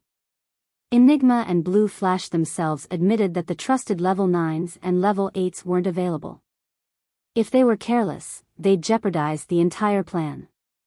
If the teammate was a little too patriotic, he or she might pretend that they joined their team and at the last minute, betray them. They'd also die on Pluto, but they'd have no regrets. Because in their opinion, they sacrificed themselves to kill the one threat that could exterminate the human race. Enigma. Humans sometimes were too extreme. Some betrayed and hated their race while others loved it more than anything. So, Varian didn't dare to bet inviting anyone else. Balis was different for multiple reasons. 1. He was about to be a sovereign. Such a man wouldn't risk his life. 2. Varian believed that Balis was a straightforward person. If he joined, he wouldn't betray. I don't blame you. The options are truly limited. Blue Flash said, and her lips finally curled up. She zoomed out the hologram and it now showed the Thunder Abyss, the arch-nemesis of Neptune. Blue Flash's voice turned sinister as she said. We'll do what the Abyssals did to us. We'll enter Pluto from Thunder Abyss. Wait, what? Varian raised a brow and stepped towards her, but a feeling of repulsion came to his body and he realized that he was also stepping into the Enigma zone, causing him to step back. Shaking his head, he muttered. Do what they did to us, entering Pluto from Thunder Abyss. I see. Varian slammed his palm and nodded with wide eyes, cross-tunneling. Smart. Blue Flash nodded. Indeed, their current problem would be solved if they could enter Pluto without Enigma having to suppress the tracker. But the distance between Neptune and Pluto was very long. Even if they pretended to be just crossing Neptune and wandering in space, by the time they were even half an hour from Pluto, the Abyssals would be on guard. To this complex problem, cross-tunneling was the perfect solution. Based on what he learned, cross-tunneling worked on connected spaces. So, cross-tunneling was possible from abyss to abyss, abyss to dungeon, dungeon to dungeon. Back then, Abyssals used cross-tunneling to teleport from planets to low dungeons and assassinate geniuses. After Dreamer revealed their secret locations, Abyssals no longer continued their insidious plan. The army and major powers also got their hands on cross-tunneling formation and were frantically researching. The primary reason humans were able to grow from the point of defending themselves in bunkers being on the verge of extinction to an equal footing where they contested fiercely on planetoids was the willingness of humans to relentlessly improve. Varian didn't hear any news of breakthrough, but he knew that it was only a matter of time. However, the time was clearly not now. Or so he thought. Did the army already crack CTF? He asked with a confused expression. Blue Flash shook her head and tapped her calm no. Then who? Her. She pointed to the petite and thin girl in the hologram, causing Varian's jaw to drop. Maya? Are you kidding me? Varian tried hard not to roll his eyes. She was only a first-year student. Cracking CTF was something only old scientists could do, right? She joined Shadow Guardians long ago. And turned out to be a monster genius, as expected of my daughter-in-law. Blue Flash said with pride. Long ago? Varian muttered and suddenly, he remembered something from not so long ago. After Demon King attacked Planetoid Rena when Defense Academy cadets went on a mission, Enigma killed the Abyss Princes. When the news was announced, Cail, Maya and he were in his newly reconstructed house. The news received mixed responses. Some praised Enigma while others hated her. And Maya, she was hardcore defending Enigma. Varian retrieved his memory of that day using his mind powers and analyzed it. She showed emotions other than just anger. She looked personally hurt and angry. Emotions that could only be justified with her being in Shadow Guardians. It wasn't clear back then, but looking back, it was too obvious. Still, how the hell did she crack CTF before everyone else? Varian couldn't help but ask. Isn't that a monster-level achievement? Blue Flash rolled her eyes. You, the guy who reached level 6 in less than months, is calling her a monster? Compared to you, she's a cute puppy. When? Varian asked in shock. When you talked to Bali. I knew you would convince him. She raised her chin and said proudly. Varian fell silent for a moment before nodding. Then get that formation delivered to Bali. He tapped his comm and sent Bali a message. After you're done, take the delivery. Then, come to Uranus without delay. It's obvious, but don't use your original identity. Sighing lightly, Varian turned to Boo. Go to Mars. Huh. But they'll find out Enigma's position. Blue Flash frowned. Enigma was no longer suppressing the tracker. But Boo was using its abilities to interfere, causing a slight delay. So, by the time Abyssals reached that location, they were already gone. But Boo said that if they were too close to planets or planetoids, then the delay wouldn't be possible. So, going to Mars was asking for trouble. Varian shrugged. Going from Earth to Neptune takes like 2 to 3 weeks. Too long. I got a better solution. And that is? Blue Flash raised her brow. Varian smiled. You'll know. After nearly 40 minutes, Blue got her answer. Enigma suppressed the tracker forcibly once again and Varian used a disguise to enter a spaceport. Ghost ship turned into a small ring, hiding Blue Flash and Enigma in it. Varian showed a strange ID and stated he had an emergency. The soldiers respectfully sent him off to the teleportation formation and even sent a message to the receiving spaceport.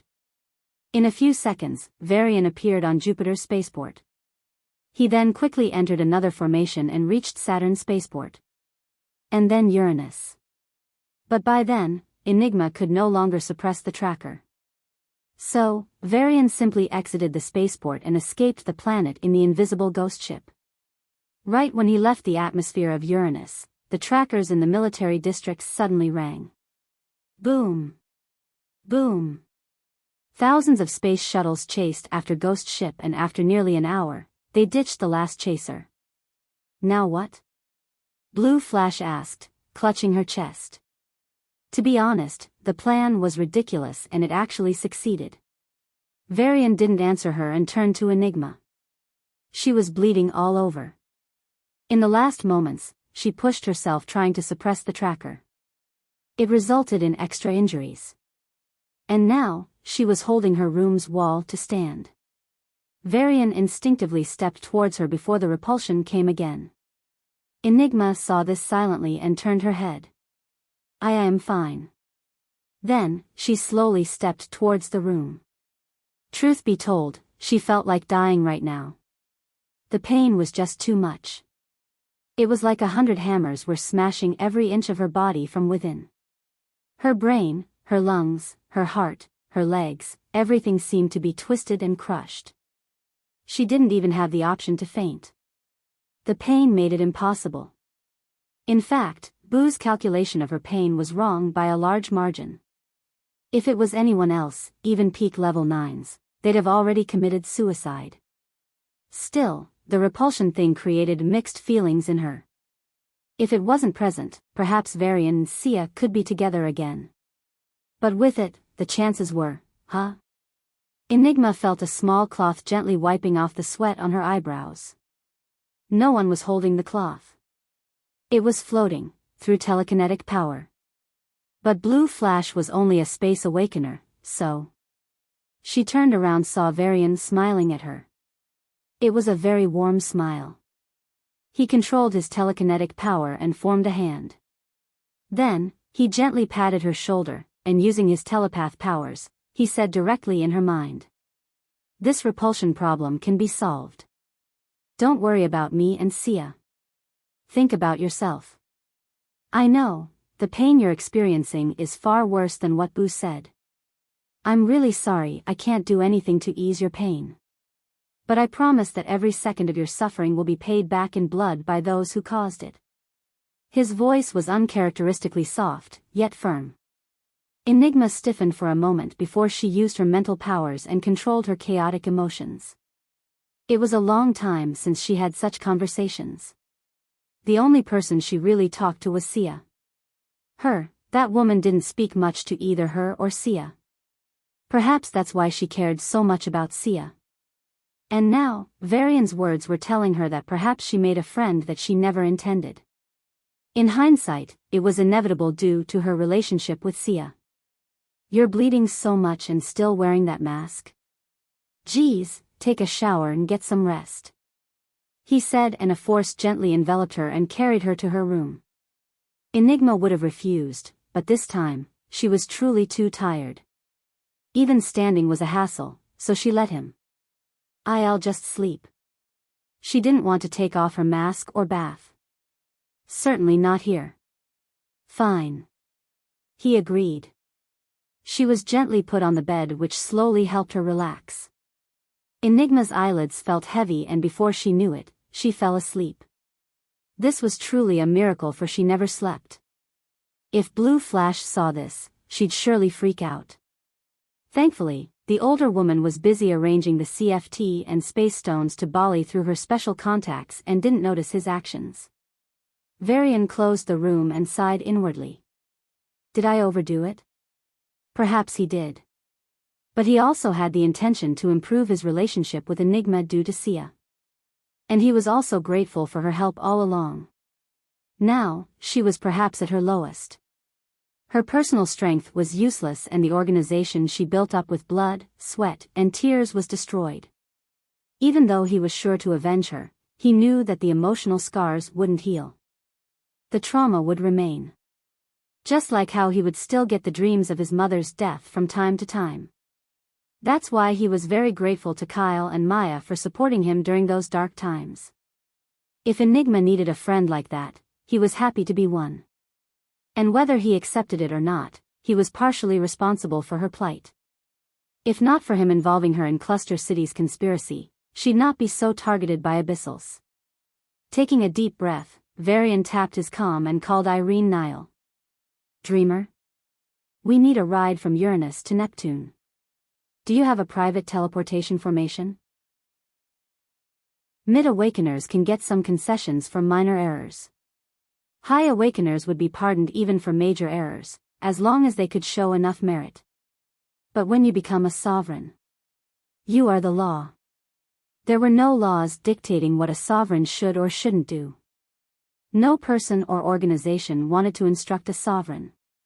This was defined by historians as the consequence of a strength-based hierarchical society where a single person's worth could disproportionately differ from the rest. Compared to old Earth, where rulers could be impeached, either through lawful procedures or violent revolutions, sovereigns were untouchable. Not because they couldn't be killed, but because they were the pillars upholding humanity against Abyssals. Naturally, a sovereign had everything at their fingertips. So, it didn't surprise Varian when the ghost ship landed on a private secret realm outside Uranus. Once they entered the sphere of this secret realm, the armies chasing them stopped. Varian knew that they were ordered to go back. Because this area had its exclusive security force which promised to hunt Enigma. Which they didn't, and instead escorted ghost ship into the secret realm. A few soldiers got down from the space ships and guided them to a teleportation formation. They didn't speak during the whole process and had a neutral expression. Even though they were helping a branded traitor, they didn't show a hint of hesitation on their face. They were the hardcore loyalists of Sovereign Irene. They revered her above everything and treated her words as sacred. So, Varian and the group had no problem teleporting to Neptune. The only problem, they were teleported to a military base on Neptune's planetoid. So, boom. Boom. Ghost ship moved like a streak of lightning and escaped the offensive. Despite being a military, it was a relatively weak planetoid. So, they were only chased by a couple of level 8s that they easily threw off. Phew. Blue Flash wiped the sweat off her forehead and looked at Varian with an incredulous gaze. He was instructing Boo to approach Thunder Abyss without being in their target range and looked totally nonchalant. Why are you so cool? You know this will cause problems for Sovereign Irene, right? Blue Flash asked with a frustrated face. Since Enigma was being tracked, everyone would know that they disappeared in that secret realm and appeared on the planetoid. Sovereign Irene would come under heavy questioning. The one that could confront a sovereign was only a sovereign. And here, she'd face 7 of them with likely no support. She knows the consequences better than you and me. Varian shrugged. She agreed because she can take it. So, don't worry about her. Then he checked his comm and raised his head. With a smile, he nodded at Enigma and Blue Flash. Bali will reach Neptune in a few minutes. Prepare yourselves, once we get into Thunder Abyss, we'll immediately land in Pluto's dungeon. Enigma nodded and entered a training room. It was filled with aura crystals in a rough formation that Boo copied from the academy. It wasn't as good as the original, but it wasn't too bad. Varian sparring occurred with those formations on, and they served as an added bonus. Watching Enigma leave, Blue Flash lowered her voice. You said there were 2 things we could do, removing the tracker from Enigma and changing the narrative on her. Shouldn't removing the tracker be the priority? If there's no tracker, then sneaking into Pluto becomes way easier. Varian smiled wryly. Ideally, that's the best choice. But we don't have the luxury. What do you mean? Blue Flash frowned. Do you know how to disable or dismantle that tracker? No. Can you name with certainty someone who could do it and that someone happens to be a trustable person? No.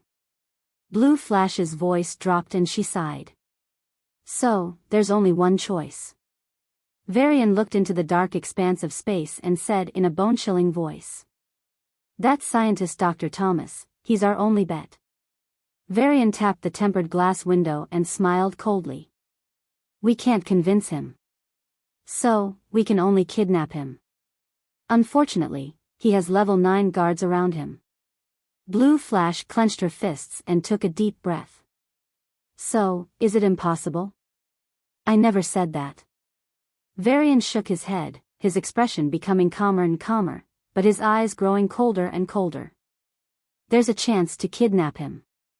But to do that, we need support from Sovereign Irene and possibly, another sovereign. Blue Flash fell silent for a few moments as she processed his words. From what she had seen so far, Sovereign Irene was supportive of Dreamer. But they didn't know the extent to which she would go. As a sovereign, Irene was supposed to put aside her personal feelings and do what was logically in the best interests of the human race: eliminate Enigma. There were 2 reasons she didn't do it. One was her trust in Dreamer. In a sense, he saved her and a lot of lives. So, she respected him. And it made her reconsider the decision to hunt down Enigma. But that alone wouldn't have been enough.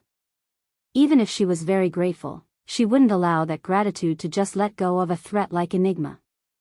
The primary reason she did what she did was control. She didn't say it out loud nor did she hint at it, but it was pretty obvious. Whatever Dreamer wanted to do, Enigma's position would always be under the control of the tracker. There's just no helping it. So, without conflicting with Dreamer, she gave him opportunities to prove that Enigma was innocent. If he succeeded, then great. She wouldn't have to turn hostile towards Dreamer. And she'd have also saved Enigma, who could be an important powerhouse in the future. If he failed and found that Enigma was actually the culprit, in her opinion, he'd turn against Enigma. Then, using the tracker, she could hunt down Enigma. It was this underlying assurance that gave her the comfort of supporting Dreamer. But what if Varian asked her to help kidnap Dr. Thomas right at the beginning? Sovereign Irene trusts me, but not completely, like anyone else, Varian said with a shrug. To kidnap that mad scientist, we need her help. But without any concrete evidence, she won't help us. Blue Flash nodded slowly. Due to the flood of events, she felt that her head wasn't working properly, or she should have figured this out by herself. Still, it was undeniable that Varian was thinking far ahead and was calculating his moves. Sure, he didn't have the complete plan regarding Pluto, but he did have the basics covered. So, she was curious. How do you plan to kidnap Dr. Thomas? Varian smiled and tapped on his calm, Gamma Potions Expo, the invention that is about to revolutionize mankind. The dawn of a new era. Honorary guests, 1, Dr. Thomas 2. Shelby 3. As. Blue Flash's eyes widened and she grasped the basic idea of his plan. As she was about to ask more, Varian shook his head and said, "Focus on Pluto for now. It shouldn't go wrong. Oh yeah, where is Bali?" Huh. Teleportation formations were present in a large hall. After you teleport out, you could walk out of the hall's exit and present your ID for the last check, and then you were free to go. The only problem, the exit was closed. And it wasn't just any door, it was a Durasium door. And he couldn't just teleport out either.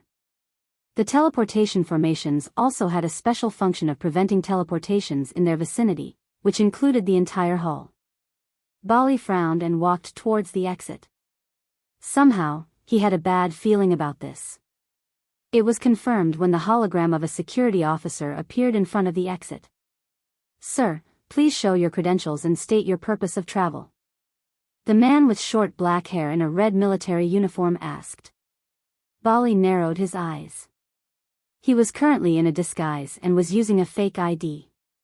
While a few investigations wouldn't be a problem earlier, he wasn't sure about the situation now. "Here." Begrudgingly, he showed his fake credentials. The security officer uploaded the relevant documents onto a hologram. The spaceport's AI connected to the military database and cross-checked. Seeing the green tick on the hologram, Bali inwardly sighed in relief. These fake IDs were specially prepared to fool the abyssal spies in the military. When taking on extremely important missions, officers would use these IDs. While most of these IDs would be deleted after the mission, a few got to keep them. As the captain of the 6th Shura squad, Bali could get a crucial mission at any moment. So, he was allowed a fake ID, and no one except the marshals, the 3 military sovereigns, Albert, Creo, and Ares knew. What are you doing?" he asked in confusion as the security officer sent his credentials to another hologram. "Enigma has used a fake ID to go all the way from Mars to Uranus," the officer said, his voice turning cold. "So, the Federation also ordered to check for all fake IDs.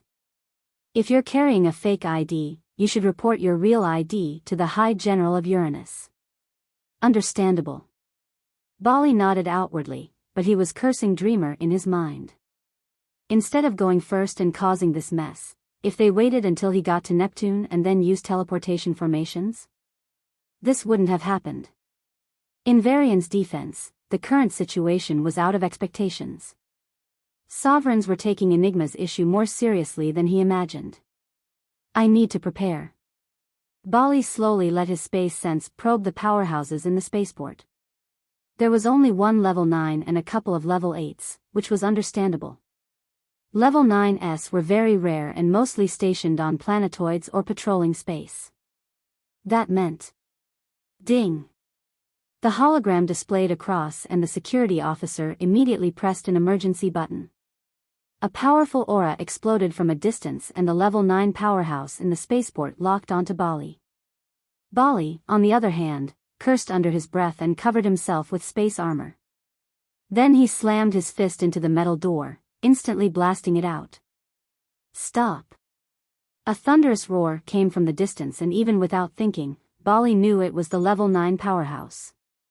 To be honest, Bali was confident in defeating the other party in 30 seconds. But 30 seconds was too long for a level 9.